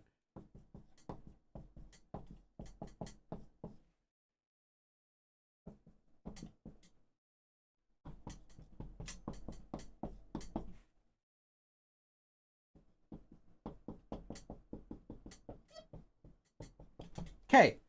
엄마가, so my mom, 할머니를, again, grandmother, 모시고, escorted, and 오셨어요. Came here. In this verb, 오시다, it is used to refer to the mother. So the mother, 오셨어요. 엄마가 오셨어요. So mom came here, bringing grandmother.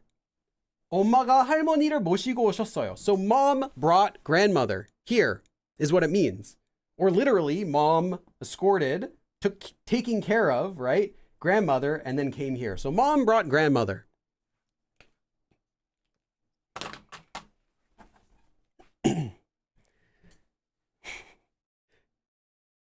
Kai's silence is still scaring me though. Because I mean, although it's like, I'm pretty sure you're joking. I do know some people who legitimately work for like major corporations in high up positions that I'm like, what if Kai's serious? I'm just like cursing out her company in front of her in a live stream. Yeah, but I don't have any allegiances to companies. There's some companies that I really respect so far, but like the second that they like turn on the customer, I'm gonna, I'll throw them out as well. I'm like, I said I like that, but now they're doing this, they changed. So it really depends on who's at the head of the company, I think.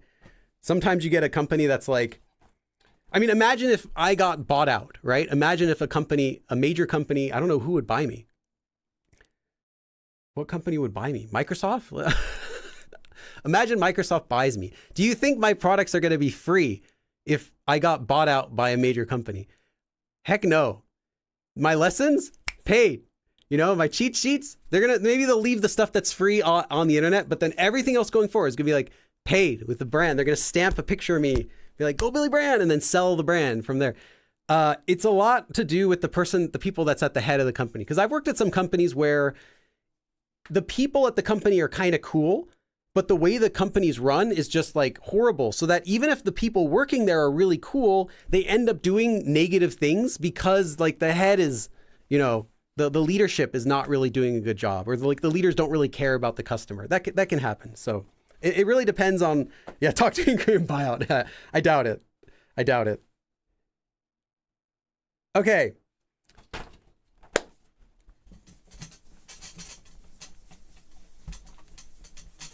Now for the major verb of this lesson. This is the verb that I rarely see people using, and when it's used, I see a lot of people misusing it. 챙기다. 챙기다 has a lot of meanings. But the main ones are this.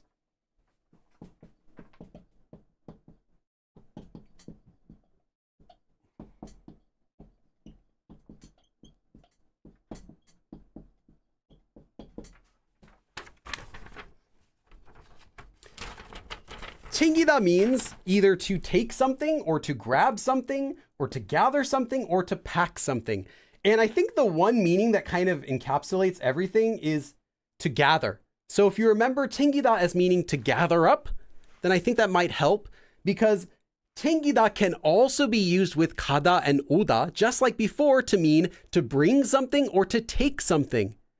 But then what's the difference there? Well, there's a slight difference in nuance. I'm going to leave this up for a second, and then I'm going to write those up. No, someone's joking about talk to me in Korean buying me. That's not going to happen. We're both cool with each other.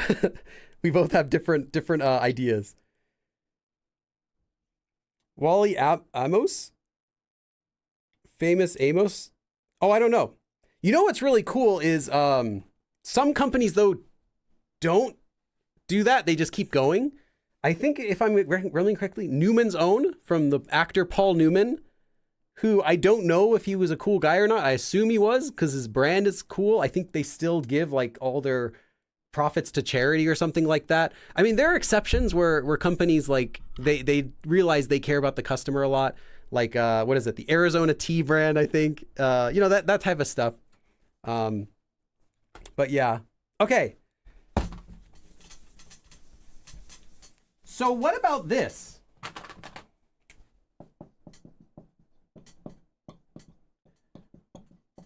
I know you're all here for the Korean, but you get rants about companies while you're here.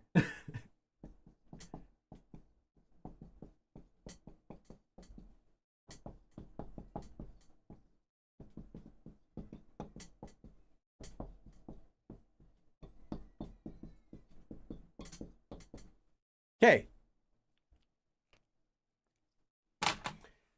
챙겨 가다 and 챙기고 가다, or 챙겨 오다 and 챙기고 오다. So we learned that 챙기다 means like to gather or to pack or to grab or take something. So 챙기고 가다 or 챙겨 가다 literally means to grab or gather something and then taking that and going somewhere. So it has the nuance of you're getting something together and then you're going somewhere with it. It's not just you're having something, you're holding it and going, but it has the nuance of like you're gathering up something.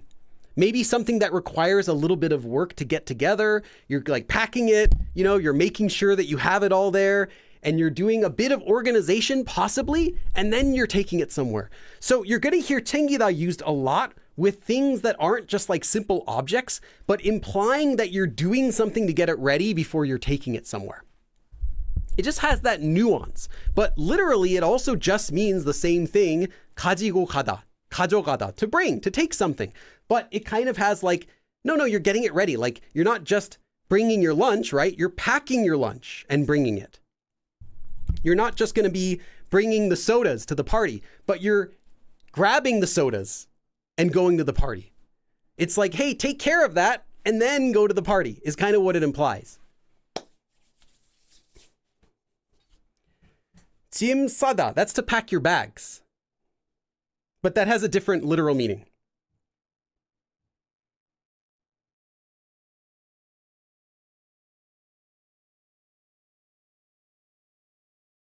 Yeah, make sure to take something with you, like an umbrella. Yeah, 우산을 챙기고 가다. So it doesn't just mean like 가져가다. You're not just bringing some. Let me give that as an example. If you were to say like 우산을 가지고 가다. It literally just means like you're delivering the umbrella. You're taking an umbrella and you're bringing it somewhere. If you say 우산을 챙기고 가다, it has the feeling of like you're making sure to take it with you. Like you might even use it along the way. You're going to be putting it in your bag. You know, it's going to be on you. It's yours now. It's all ready. And then you go. So you have it ready to go. So it just has that feeling of like packing something, getting it ready, grabbing it. You know, it's not just literally delivering it, which is 가지고 가다, kind of has the feeling of like you're just delivering something. So you'll hear it used a lot, but if you ever forget and you accidentally say like 가져가다 instead of 챙겨가다 or whatever, or vice versa, it's totally fine. It'll still make perfect sense and it won't even sound wrong. If you were to say something like 우산을 가져갈게, like, hey, I'll bring you an umbrella, versus 우산을 챙겨갈게, I'll make sure to bring an umbrella. Like, I'll have it on me. I might even use it. Like, that's a different feeling versus 가져가다, which is just like, I'm bringing it to the location. But if you misuse it, it's not a big deal. Okay, let me give you an example. Actually, let me give you a couple examples.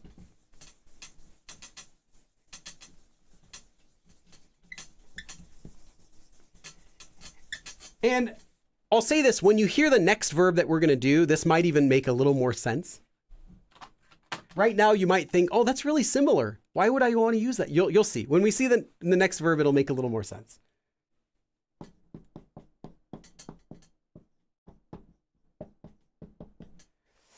제가 음료수를 챙겨갈게요. Okay.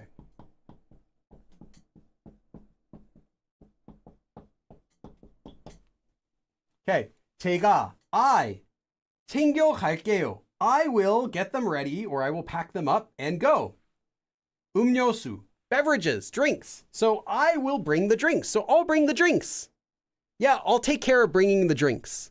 That's the nuance that you get. It's not just I will bring the drinks. I will deliver the drinks to you, but it's I'll take care of bringing the drinks. Like I've got it. I'm going to take care of it. I'm going to pack them up and I'm going to bring them.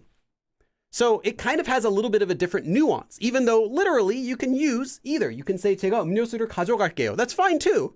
This just gives it a different nuance.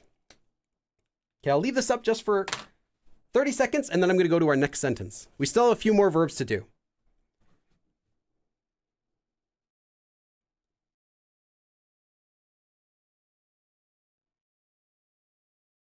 챙기고 가다. You can as well. Yvonne says, I just found this guy today, but I already love him. Nice. Hey, Kai. Oh my God. Don't scare me, Kai. Don't scare me, Kai. There's a difference between joking about something on my stream and then it's like the person actually comes in and I'm like, I'm sorry. I mean, I'm being honest. I'm not making this up. I really don't like Adobe, but I'm sorry. I don't mean anything against you. Kai is teasing me. Top of the hour. I'm late because I was talking to my coworkers about bringing you into the fold to fix all the problems you say we have. Yes, yes. Don't worry, I'm joking. And even if I wasn't, I'm no snitch. Nice. Nice. No snitches right now. Thank you, Kai. Although, I don't think if I were to get a job, I would work at Adobe. Not to say I would turn down a job offer at Adobe, because it's pretty cool still. Maybe I could work in a department that does something cool. But if I were to realistically get a job, it would probably have to be something like, it would have to be something for a skill that I actually have, which maybe I would try to say is marketing, since I have a YouTube channel, even though my YouTube channel's not that, like I'm not getting that many views.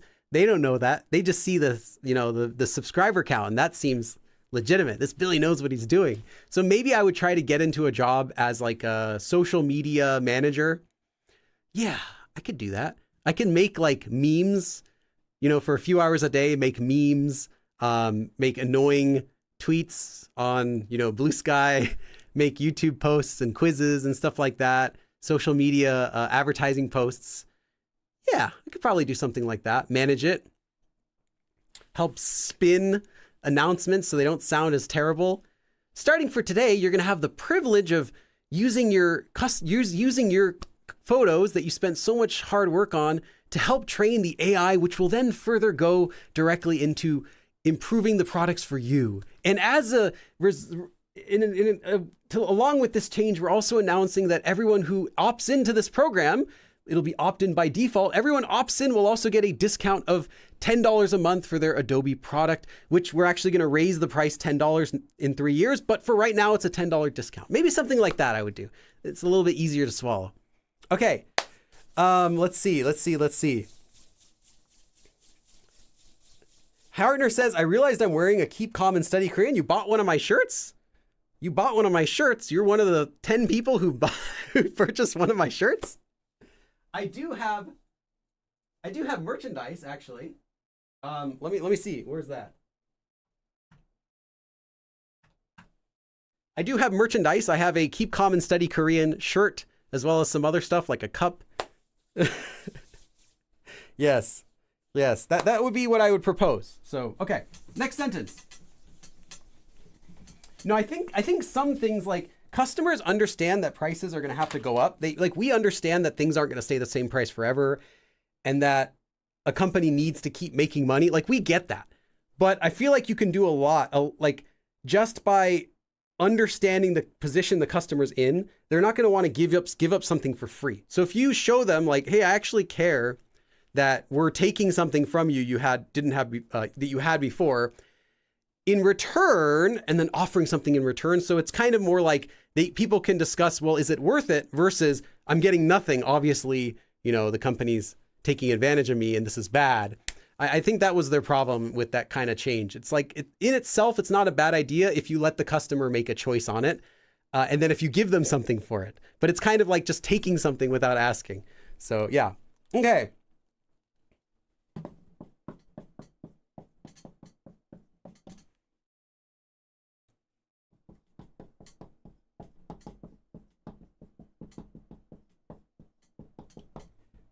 I also would probably still work at that game company if they offered me a job as well, because I was going to be doing quality. Yeah, QA. I was going to be in the QA department, I think, for the Korean localization team. Something like that is what it was going to be for, without giving away exactly what the job title was. But yeah, okay. 그건, so as for that, 그것은 제가 챙겨. Remember, getting together, gathering up, 왔어요, and came here. So I gathered it, I packed it up, and I brought it here. So I took care of bringing that here. Sorry, I'm saying 가져왔어요. You could also say 가져왔어요. It's fine. I also brought it. 그건 제가 챙겨왔어요. So I took care of bringing that. So if you kind of think in your head as 챙기다 is like to take care of taking or take care of bringing, it might help to translate it. Like, oh, I'll take care of bringing that, or I'll take care of taking that there. Then it kind of makes a little bit more sense. It's the same meaning, but it has a different nuance, right? We still have a couple more verbs that I have to talk about. MG. Thank you, MG. Let's see what an MG write. Thank you so much. Keeping my 13 after the hour donation in honor of BTS. Hold on. Yes, you do. You still have the 13 minutes. I have right now 8 people who have a number. Kai, Lexica, MG, Nasteria, Evolving Brain, Hopegate, Flo Purdy, and Nicole. Those are the ones who have times. I don't know why I saved that, but I have it. It's saved on my computer now. Thank you.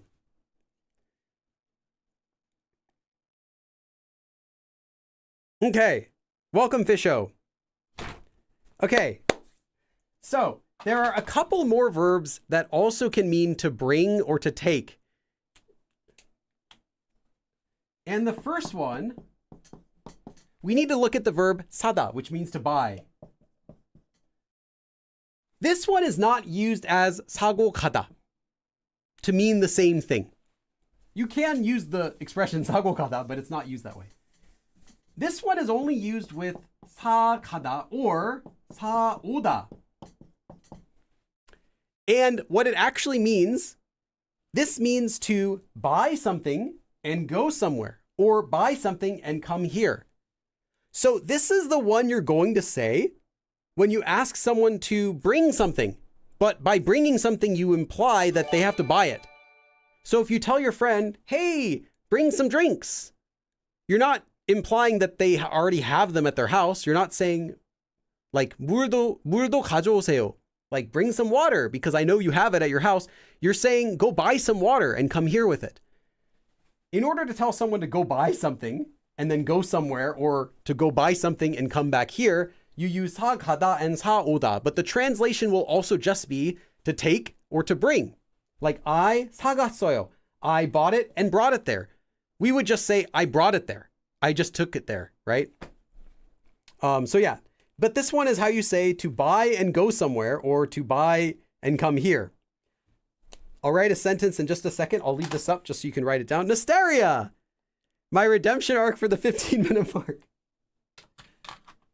One thing is, with all the people having like numbers that they took, it makes me want to just keep streaming so I can get the next one. I'm like, oh, if I stream another like 13 and a half minutes, I'll get another donation from, maybe I'll get another donation from this person. Oh, they didn't, but it's okay. The next one's coming up in 3 minutes. Thank you so much, Nasteria. Of course, no one is obligated to. It's I do really appreciate this. And you say my redemption arc for the 15-minute mark. Nastaria, you've been redeemed. Yes, the numbers are just something these fine people did to sponsor part of the show. That's correct. Grab some drinks. Yes. Orion says, like, go and get X. Yes. Because in Korean, oh, let me say this first. In English, we'll tell someone, go get me something. Go buy it. Right? We say, go buy it. It just means like leave. Like, hey, I'm going to go to my friend's house. I'm just going to go. In Korean, they don't do that. In Korean, whenever they're saying, like, they tell someone to go somewhere, or someone says they're going to go somewhere, they actually say, I'm going to go somewhere and come back. 다녀올게요, or 갔다 올게요. 갔다 왔어. Like, I'm back. As in, I went there and I came back. Or, 갔다 와. 그거 사가지고 와. 그거 사와. Literally in Korean, they're saying buy something or do something or go somewhere and come back. But in English, we say just go somewhere, or I went somewhere. So they always imply, like, it's nice. It's kind of kind. They don't just say, go, buy it for me. They say, go and come back. So, 사오다 or 사가다. In this case, they say buy it and then go there, or buy it and then come here. So this would be like go buy, or I bought something. So let me give you an example.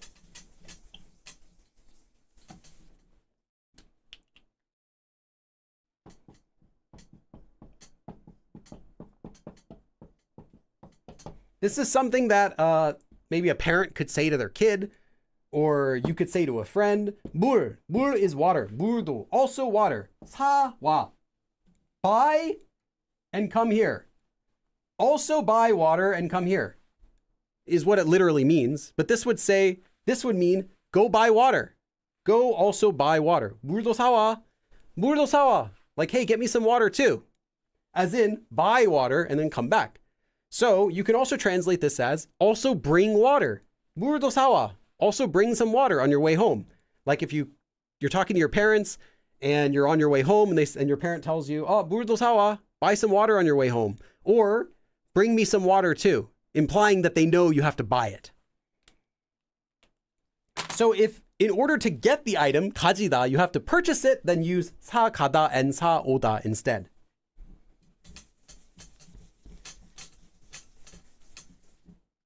Okay, I wish I could say we were done with all the verbs for saying to take and to bring. There are a couple others, but we're doing like all of the main ones. So there's one more we still have to talk about.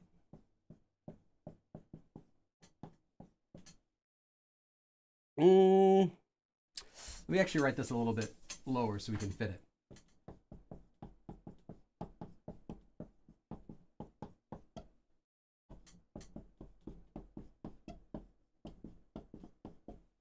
Actually, this is not spaced.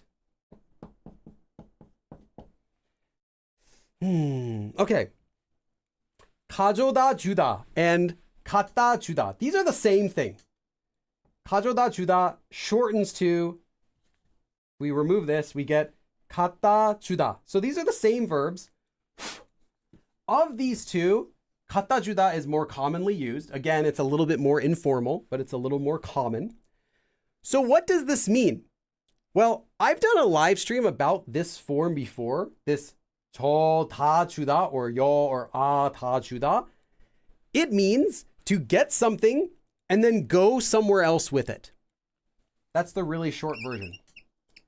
So this form means to 가지다, to get something and then give it to someone. So by that, you can translate this form as actually to take and give, or to get and give someone. So when you use this, it implies that there's some sort of effort that you're going to have to go through in order to get something, in order to 가지다.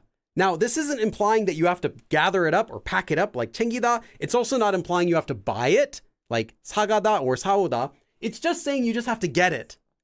But go get that is what you would translate as. So to get for someone. So you could translate this as to take and to bring, or you can just translate it as to get something for someone. Like, hey, I got it for you, or get that for me, right? So you don't really need to think of this as bring and take if it helps. Although you can also translate this as I brought it, I took it to them, I brought it here or whatever. But again, this isn't so much about, this isn't using the 가다 and 오다 verbs. This is simply about getting something for someone. So notice it doesn't have 가다 or 오다. It doesn't imply you're going somewhere or coming here, but you could translate it as bring and take if you want. But I think just translate it as to get something for someone is going to be a bit better. So 갖다 주다 or 가져다 주다. Okay. Let me give you a sentence.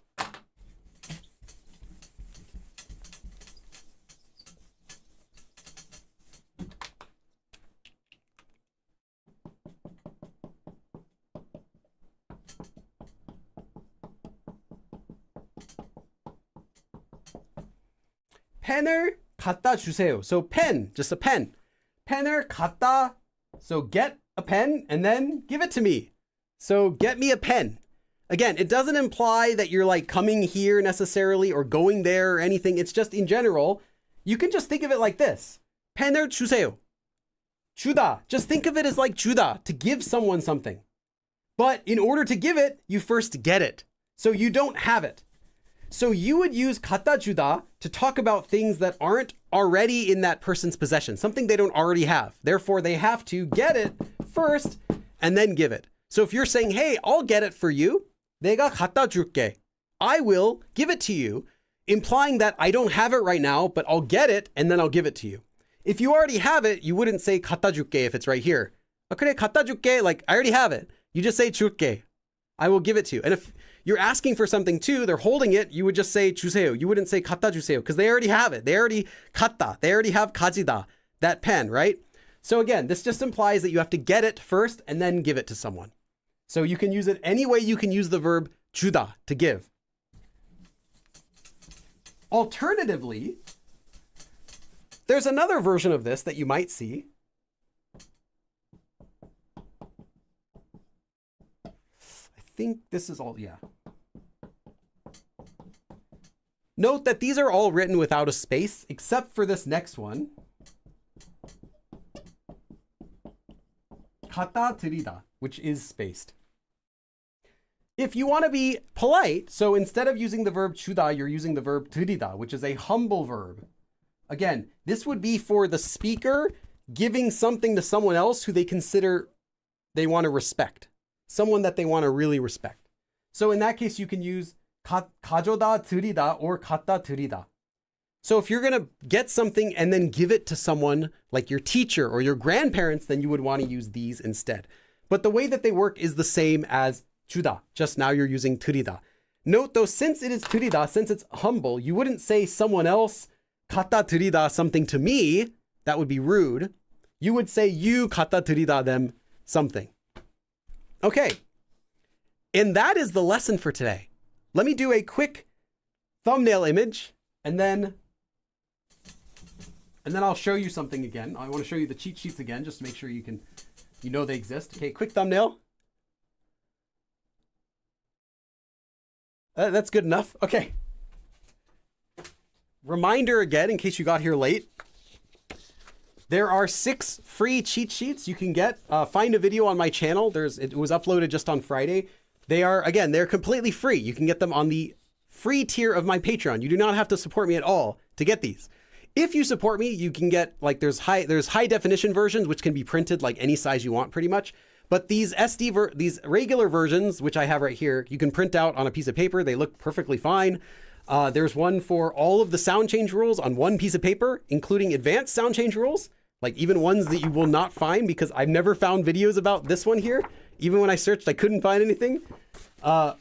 The Yule form, all the conjugation rules, all the irregular conjugation rules, the entire Korean alphabet, all the stroke order, letters, the names of the letters, diphthongs, how to pronounce them, tips for pronouncing them, like other ways to do it, consonant blocks, syllable blocks, all the postpositions, the most common ones like inside, outside, under, below, on top of, all of those. They all have example sentences. This one for all the dates and seasons, names of the months, common words like next month, last week, next week, day after tomorrow, and then all of the major holidays in Korea.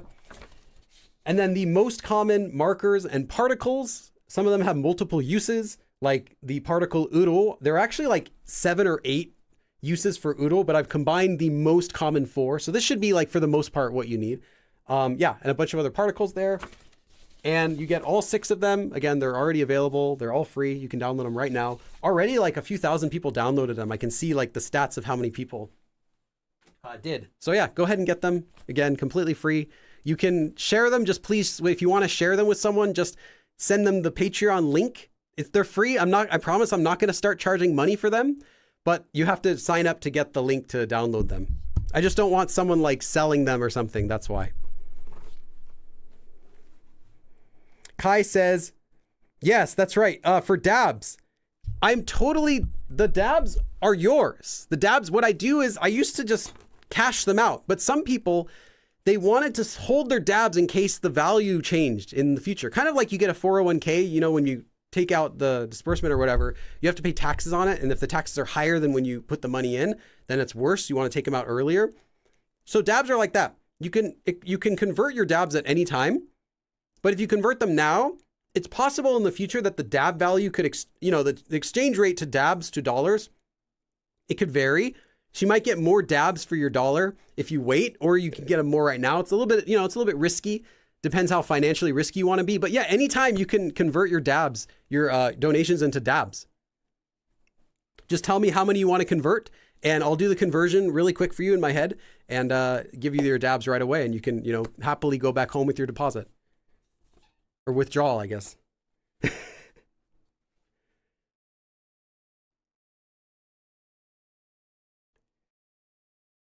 Yeah, sada juda is to buy something for someone. Yes. And we're not, like I said, we're not going to go, I didn't want to go over every single variation of every verb. Because if we go into that, it's actually a separate form. So there are a lot of verbs you can do that with.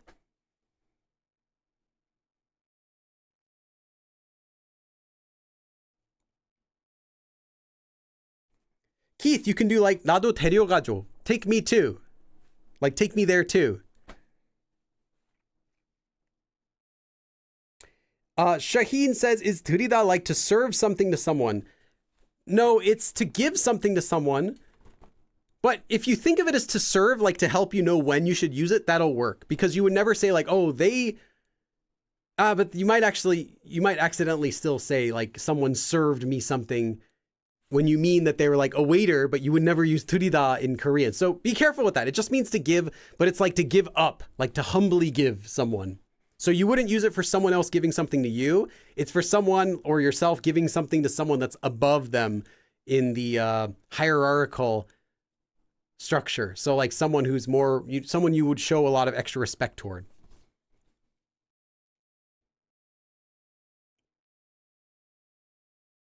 Konkoto says, the cheat sheets are great. Thanks for your dedication to making Korean language learning resources. You're welcome. Orion likes the design. Yes, I'm glad you like the design. I'm happy how it turned out too. What I did for the design is I actually started with the design I did for the study guide. I did a study guide, I think last year, where I made a blank monthly study guide that you could use for Korean. And when I made that, I picked out some colors, I picked out a few fonts, but that was pretty much it. I didn't really do any work beyond that.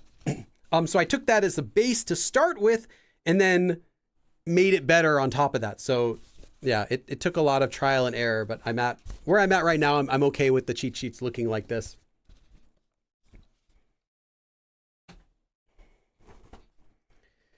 Maybe go with a super dab. You gotta buy, is it buy high, sell low, right?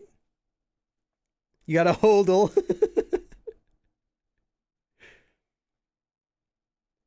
The council has a question. Are there different dabs, like a super dab? So yeah, you can convert. So, okay, this is a bit, we're talking about volatile currency here, but there is a super dab. And I don't necessarily recommend this type of investment because it could be a bit risky. You might gain or lose a little bit of a dab, but there is a super dab where I hold it a long time. And depending on how the market's doing, you might end up with a really long dab for just a couple dabs, or it could end up being, you might convert like 10 dabs, but only get like 6 seconds. And it depends. You might get 10 seconds one day or 6 seconds another day. So it's a little bit risky, financially risky, but there also is a super dab.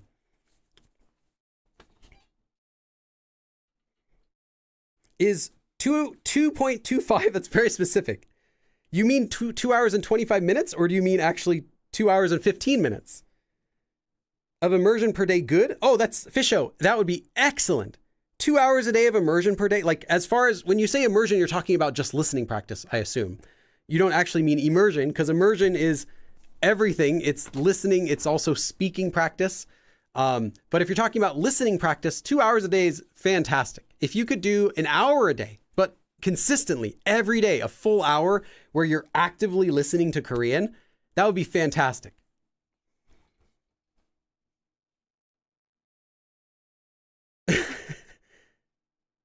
So Valeria says, could you please explain there's any difference between 다녀오다 and 갔다오다?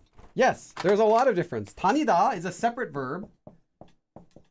It's not for the lesson today, but 다니다 is to commute. But by that it means, so you'd use it as like to commute or to like attend school. That's how you can translate it. But really what it means is to go someplace that you normally go to.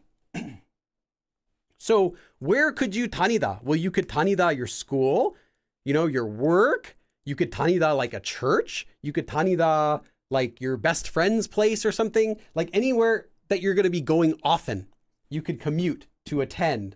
So that's why it translates as these, but it's not really, it doesn't always translate because you might just say, 다녀올게. Like you wouldn't say, I'm going to attend school now. You would just say, I'll be back.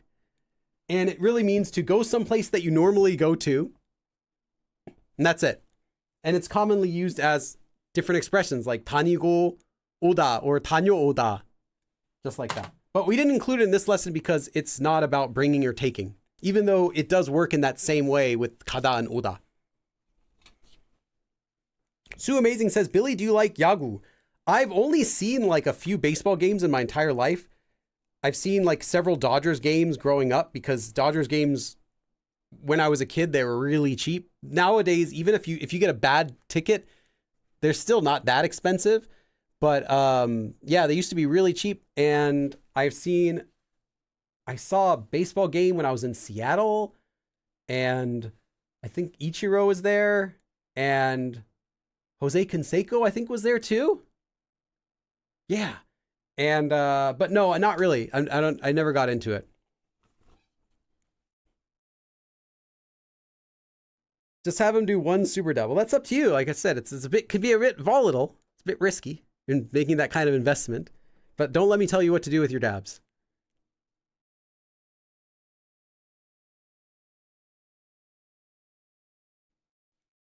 Billy, I'm worried you're going to get out of shape due to lack of dabs. I do diet. I've been on a diet for a while. Like my diet is just, I weigh myself, and if my weight gets a little bit too high, then I'll just eat less food for a while. That's my diet. Till it goes back down. I'm like, okay, I'm good. And then I go back to eating whatever I want. But I usually try to eat 골고루. 골고루 is like evenly. So variedly, not just like the same food every single day, not unhealthy food every day, but I'll try to eat a good variety. Like if I have a hamburger that day, I'll have it with a salad, right? I'll make a salad or something like that. That way I'm not just having garbage food. But that's kind of my diet. It's just more of a general conscious awareness of what I'm eating more than it is restricting what I eat or how much I eat. So the reason why I diet is because I can't get these shirts. These shirts don't exist. And if I gain too much weight, then I can't wear these shirts anymore. So I can't do YouTube. So I have to, because if I start to gain just like even 2 kilograms, this shirt will start feeling really tight. So that's when I know, like, oh, it's too late. I need to quickly lose a bunch of weight. Yeah. That famous yo-yo diet. Ichiro, ichi, go is I think what people were cheering. The shirts are the reason why you can buy me cake, but the way that I do it is, okay, if I'm going to eat cake that day, I'll purposely have a small lunch. That way I can have a big piece of cake and then I won't eat dinner. And I also don't eat breakfast normally. So what I want to eat, I'll just kind of manage it in a certain time of the day and under a certain number of calories. Like if I just want to have pizza, right? I just really want to eat pizza. Well, pizza is really high calorie if I have breakfast and then I have pizza for lunch and then I have something else for dinner. So what I do instead is I'll have a big lunch where I'll have like 3 giant slices of pizza and I'll have it with a salad and I'll get really full. And that'll be like, 1,800, 2,000 calories or whatever. But then I won't have breakfast that day and I won't have dinner that day. So it's okay, right? Tell me that's okay. Yeah, the shirt, Noah, it's actually the hat. People ask me, how do I speak Korean so well? And the common misconception is it's because Billy's been studying Korean for like 20 years and teaching Korean for 12 years. He uses Korean every day. His wife's Korean. He travels to Korea for 3 or 4 months every single year. That's the common misconception. And other people might think, oh, it's because he is constantly studying Korean every single day. He still studies Korean to this day. Every day he'll study vocabulary. No, that's not the real reason. It's actually just my hat. See, this hat I bought in Korea. This is a magic hat. I took off the hat right now. I actually don't know. I forgot all my Korean. I can't even read what's on the board right now. Someone has to read this to me. It's like gibberish. But as soon as I put the hat on, panida, I suddenly can speak Korean. I swear it's just the hat. That's really the secret. And fortunately I have several of these hats, so I'm okay in case, someone steals it. It's not going to work if you take it. It has to be on my head, but it is the hat. Kai. Oh my goodness. Kai is redeeming. For 35 dabs. Okay, we're cashing him out. Chat has spoken. I humbly request to redeem my 35 dabs. All right, let me move my stuff out of the way so I don't break anything. Okay, let me move this.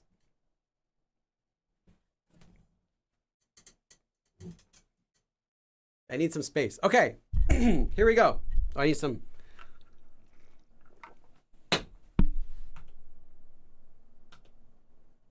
All right. 2, 3, 4, 5. 6, 7, 8, 20, 2, 3, 4, 5, 6, 7, 8, 4, 35. Oh.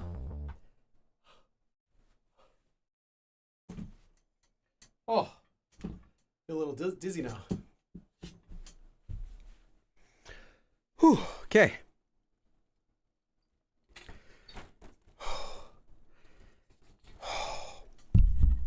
Okay, I'm good.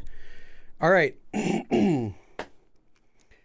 Yeah, Kai, it's actually this is a short hair wig I wear because my actual hair covers my eyes. It's too long, so I wear one of those bald caps first, and then I put this hair on top. And then I put my then I put this hair on top, and then I put my hat on top of that. So, but my real hair underneath my bald cap is just like, it's just kind of everywhere. I showed it a few weeks ago.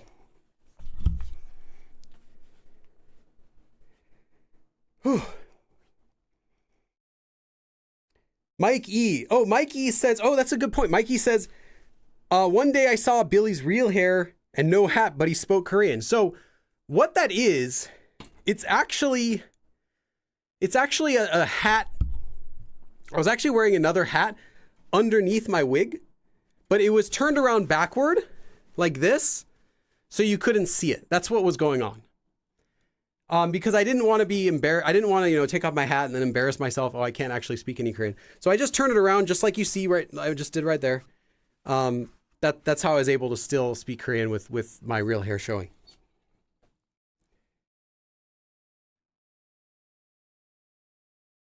저는 저녁 요리를 할 거예요. 다음에 또 봐요. Kankado, all right.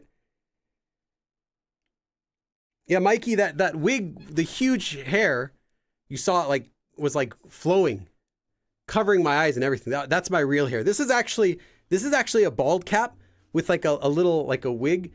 If I pull it, the wig will come out. So I don't want to pull it too hard. It kind of hurts because it's I glued it to my hair to my head really hard. But yeah, this is the wig, and my real hair is you've just never seen it before. Okay, I'll stick around for just 20 minutes and then 19 minutes. So if you have any questions about Korean or whatever. Oh, next Sunday there is no class. There's no live stream. There's no live stream. But there's no class next Sunday, so just letting you know. Yeah, again, get the cheat sheets if you don't already have them, and yeah, feel free if you have any questions, you can ask right now. Remember when he streamed from rehearsal with Blackpink? Oh yeah, I that's right. I remember that. Yeah, that was an interesting day. I mean, Lisa told me. Don't film us because they're we can't be on your channel. We have a contract with our own agency. Unfortunately, I couldn't show all the members of Blackpink, which was terrible because they were actually hanging out with all the members of BTS at the same time. They're having lunch. So I couldn't show any of them.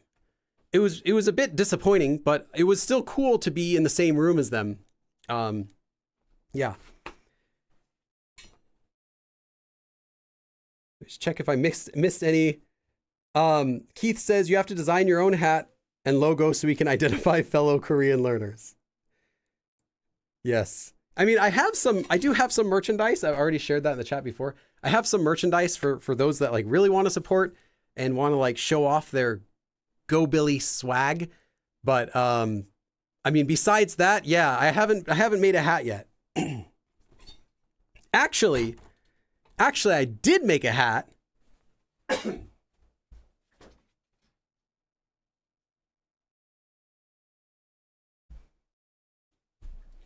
I did make a hat, but I never sold it. So this is a hat that I made. I mean, I say I made it. I didn't make it. I didn't sew it, but I had it made. I made 5 of them. It has my logo on the side.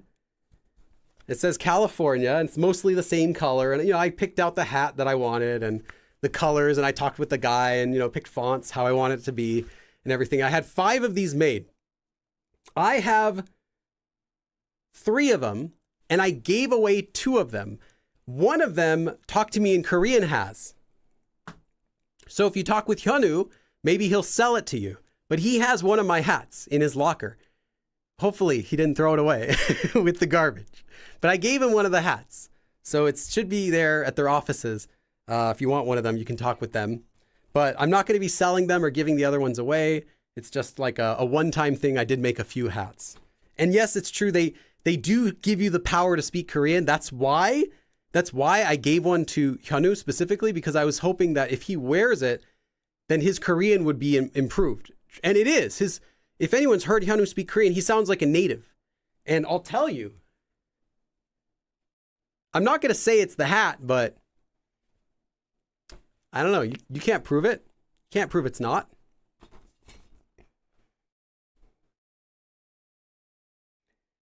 Get a Go Billy Adobe.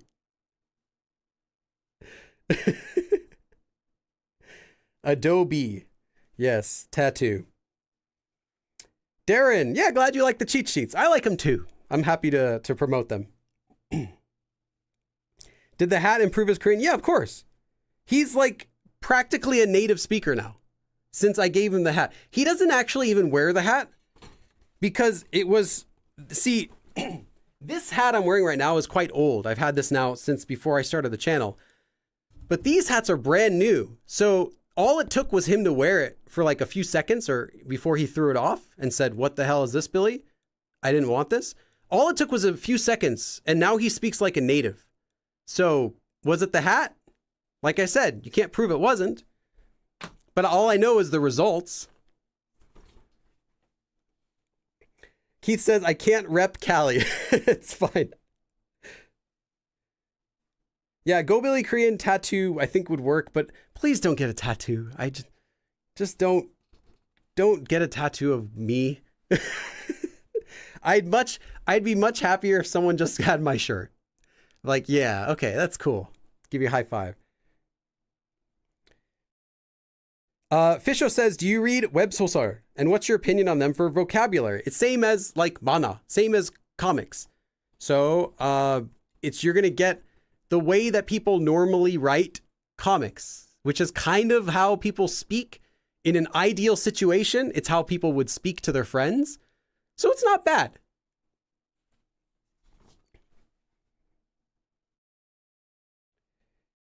Too late. I'm in the chair getting it on my forehead. Make sure you pick the best Korean font.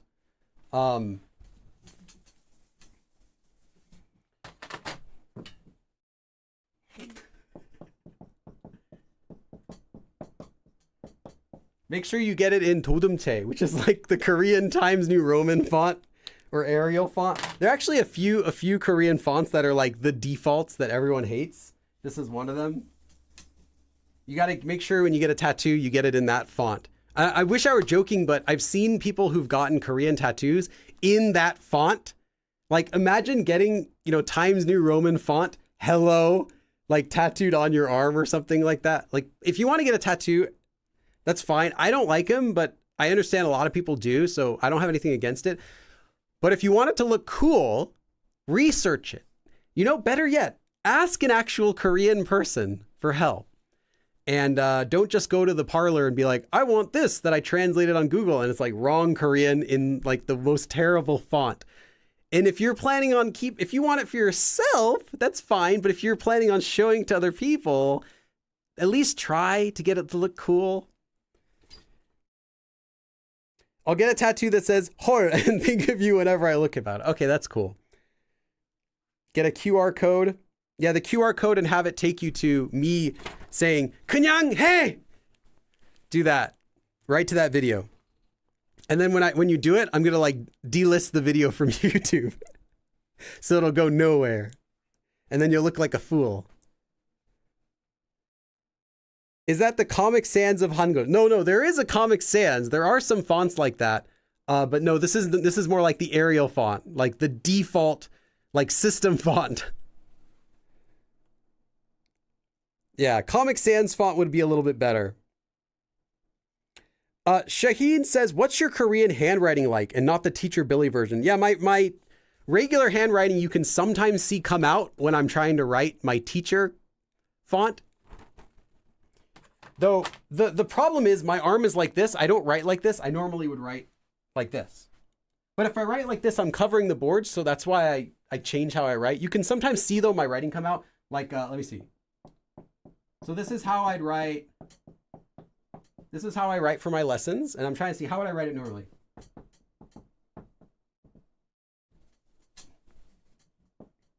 This is my regular writing. If I just write really quick. So it's messy. But I follow the right stroke order. Anyone can read it.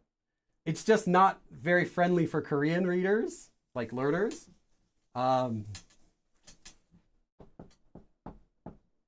Like PD.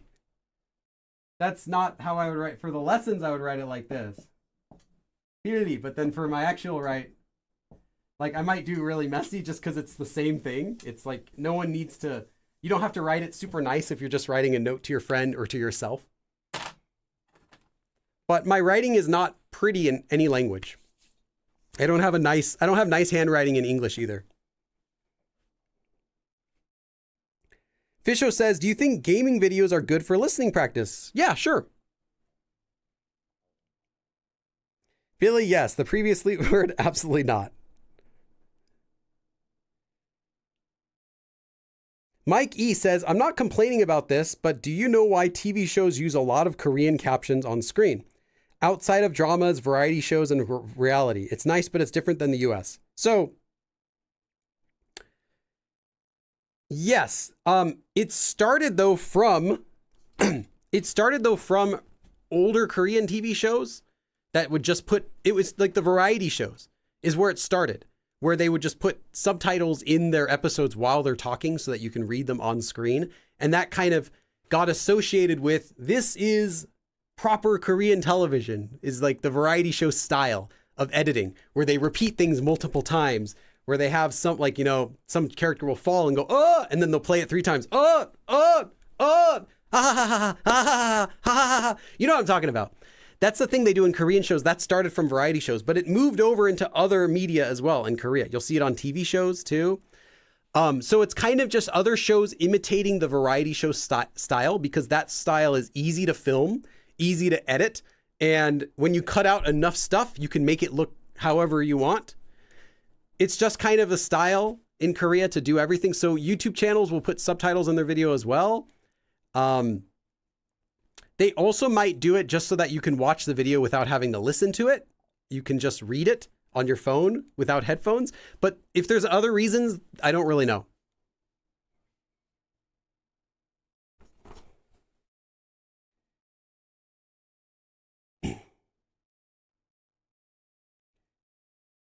I like it, especially you can use double captions. Yeah, just note that the subtitles they put in shows are not the actual things that they're saying. Literally, they'll shorten it.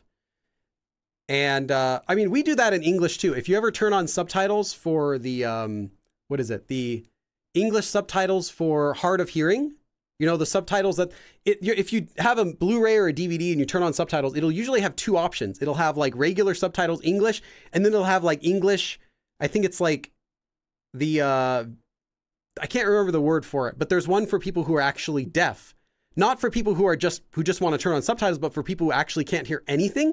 And those subtitles will contain the sounds as well, like loud, large thud, or like music getting more suspenseful, like different things like that. But if you, no matter what subtitles you turn on, you're going to see a shorter version of what people say. Like the character might be rambling and speaking really quickly, but the subtitles will be much simpler. That way you can read them. Because if they actually put everything they wrote, you're not going to be able to read as fast as that person was talking if you're just relaxing and watching the movie. So they'll shorten out things, like they'll cut out ums and uhs, and they'll cut out where the person accidentally repeats a word twice. But generally, it's what they said. And Korean subtitles do the same thing. They'll replace wrong words. They'll finish sentences that aren't complete, and they'll change the they'll change the spelling. If they said it a different version, they'll write the proper one. And you'll typically get more proper, accurate Korean, more concise than what the person actually said in a subtitle. Closed captions. Thank you. That's what the word I couldn't think of.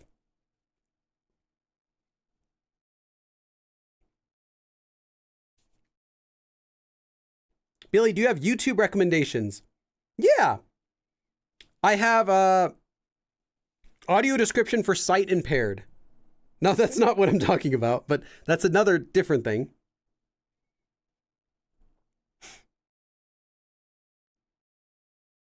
And sometimes if the person uses a complicated word, like they're older and they use some Hanja idiom, then it'll explain it on the screen so that the audience can all know what they're talking about. If any character makes a reference to something, they'll usually go and show that reference. It's just a style of the editing and production that they do for Korean variety shows. Do you think articles or blogs are good for growing your vocabulary? Yeah, if you're asking me, do you think this whatever is good for growing your vocabulary, the answer is going to be yes, but make sure it's a topic that you're actually going to be needing. So if you're going to be reading articles about something you want to discuss, something you're interested in, then yes. If you're reading articles like I don't know, you're reading general finance articles, but you don't yet know how to talk with someone in Korean yet. No, it's not going to be helpful to know how to say like finance or whatever before you can introduce yourself. So make sure it's not too high above your level so you can actually get usage out of it. Text on screen seems to be a big thing in Korea TV, like hangul shooting out of someone's mouth or sticking to someone's hands. That depends on the editors. Not everyone does that style, but a lot of the major reality shows, I shouldn't say reality shows, variety shows. Reality shows, not so much. Variety shows in Korea, that's the style where you entertain the person 100%, you make sure the audience is entertained. Like there are no moments where things slow down. And in order to do that, if you have a character just talking, right? It's boring to listen to someone just talking unless they're doing something crazy. So anytime someone's just talking, the editor has fun and makes sure there's something going on that keeps your eyes interested so you don't change the channel. That's one of the reasons. If someone's like, all right, let me explain how to play the game.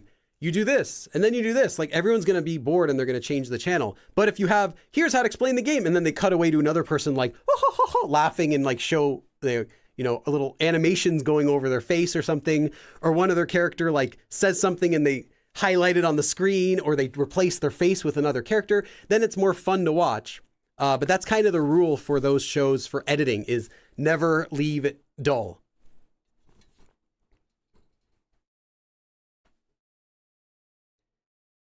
Oh, Caro says, someone else brought it up. Okay. Someone said Miju is the only exception. She is always crazy. If you have someone, I don't know who that is, but if you have someone who's always like acting crazy or acting goofy on purpose, like they're really hamming it up, then you don't necessarily need to do anything for their like subtitles or animations because just watching them is fine. But most people aren't quite like that. So, they give a little bit of help, edit as much as possible, then add some funny stuff. So every second is like entertaining. If one thing really funny happens, repeat it 3 times. That way we can get as much length out of that as possible and use that extra few seconds we used somewhere else to cut off something we don't need. I've tried doing editing like that before. It's just really hard and time consuming. If you want to see my example of like, what is the best editing that I can do, watch my surstrumming versus hongo video that I did. I think I spent 3 days editing that. And I tried really hard to make sure that there's always like something going on with like the text on the screen or like animations or sound effects. And it was really hard to put together. It turned out to be a fun video, but yeah, it just took too much work for the number of views I ended up getting. Someone said Adobe can help. Yeah. No, I'm happy with my current editor that I use. I use it was Sony Vegas. Before that, it was Foundry. Anyway, Vegas editor, Vegas Edit is what I use for my video editing, which is like, okay, it works, but I'm happy with it. Can we get more bloopers in videos? I love the ones with the Choi sisters. Yeah, the Choi sisters, half of what we filmed was bloopers. I just put in the best ones, but there are so many like little funny bloopers where they just like say something wrong. And I picked like the best one where they stuttered, the best one where I stuttered, the best one where they did a reaction. But the half of the video was actually bloopers. We spent probably 2 hours filming that, 10-minute video that I ended up uploading. But they're great. They're like my favorite collab to do each time I go to Korea. They're just so funny. More bloopers though. If there's anything like really funny, I try to put it in the end. But I don't know. If I film a video by myself, there usually aren't too many bloopers. It's just me saying, oops, and doing it again. But whenever I'm with other people, yeah, that's when usually there are bloopers. Okay, I'm only going to stream for like another 2 more minutes. We got to stop here. I got to edit this video. It's going to take a long time to edit today's video because I taught a lot of words today. Boris says, sometimes those subtitles explain the inside jokes. Yeah, sometimes they'll explain jokes as well. Let's see. Sue Amazing says, how to write it? The video's name? I'm not sure who you're talking with. Are you talking with a different YouTuber? Yeah, I thought about doing a video where I recommend my favorite Korean YouTubers, but in reality, I don't have that many. So it would basically just be, here are all of the YouTubers that I watched. And currently I'm not subscribed to that many. I'm only subscribed to like 3 Korean YouTubers or 4 Korean YouTubers. I'd have to check, but of them, only like 2 are active. So I can't really make a video recommending my favorites when I don't watch that much. Can we expect secret stream, or are you still working on AT's video? Cosma, so I'm going to be filming my AT's videos Monday and Tuesday and maybe Wednesday, because they're ridiculously long, like minimum 3,000 words. And a couple of them are over 4,000 words, like 15, 16 pages of analysis. And even that, I trimmed it down. So I probably can't even finish it filming in that short of time, but I should be finished filming with it by Wednesday. And next Sunday, there is no classroom. There's no classroom stream. So I don't know. Kai, top of the hour. All right, Kai, I was just about to finish. I was just about to finish my stream. Thank you so much, Kai. You might be my last donation for today. Oh, and for I know Evolving Brain didn't come here today. I didn't see him here. But for those of you who donated last time for Jeremy's pizza, Jeremy did get pizza. I know everyone was like donating into Jeremy's pizza fund and also movie fund. We're going to go see a movie probably next week, because this week there's no showtimes I can do because of filming for the AT's project that I'm doing. But next week we're probably going to go see a movie, and I bought snacks actually yesterday for the movie. Jeremy doesn't know, but I bought a bunch of snacks yesterday. He thought that I'm buying them for like Christmas present or something, but they're actually for a movie. And then, yeah, he had pizza. We got like a really big pizza, and he picked like pepperoni and bacon, and he ate like 2 or 3 pieces of that. So yeah. Okay. Thank you for the cheat sheets in this video. Have a good week, everyone. What a coincidence that you end up at the top of the hour. Yes. I don't know. Maybe I'll go for an extra 7 minutes. Lexica. No. All right. Thank you, everyone, for coming. And I will see you again next time. Remember, there is no live class next Sunday. So there's no classroom next Sunday. I didn't say there won't be a stream, but there's no class. And I'll see you again next time. 그럼 다음에 또 봐.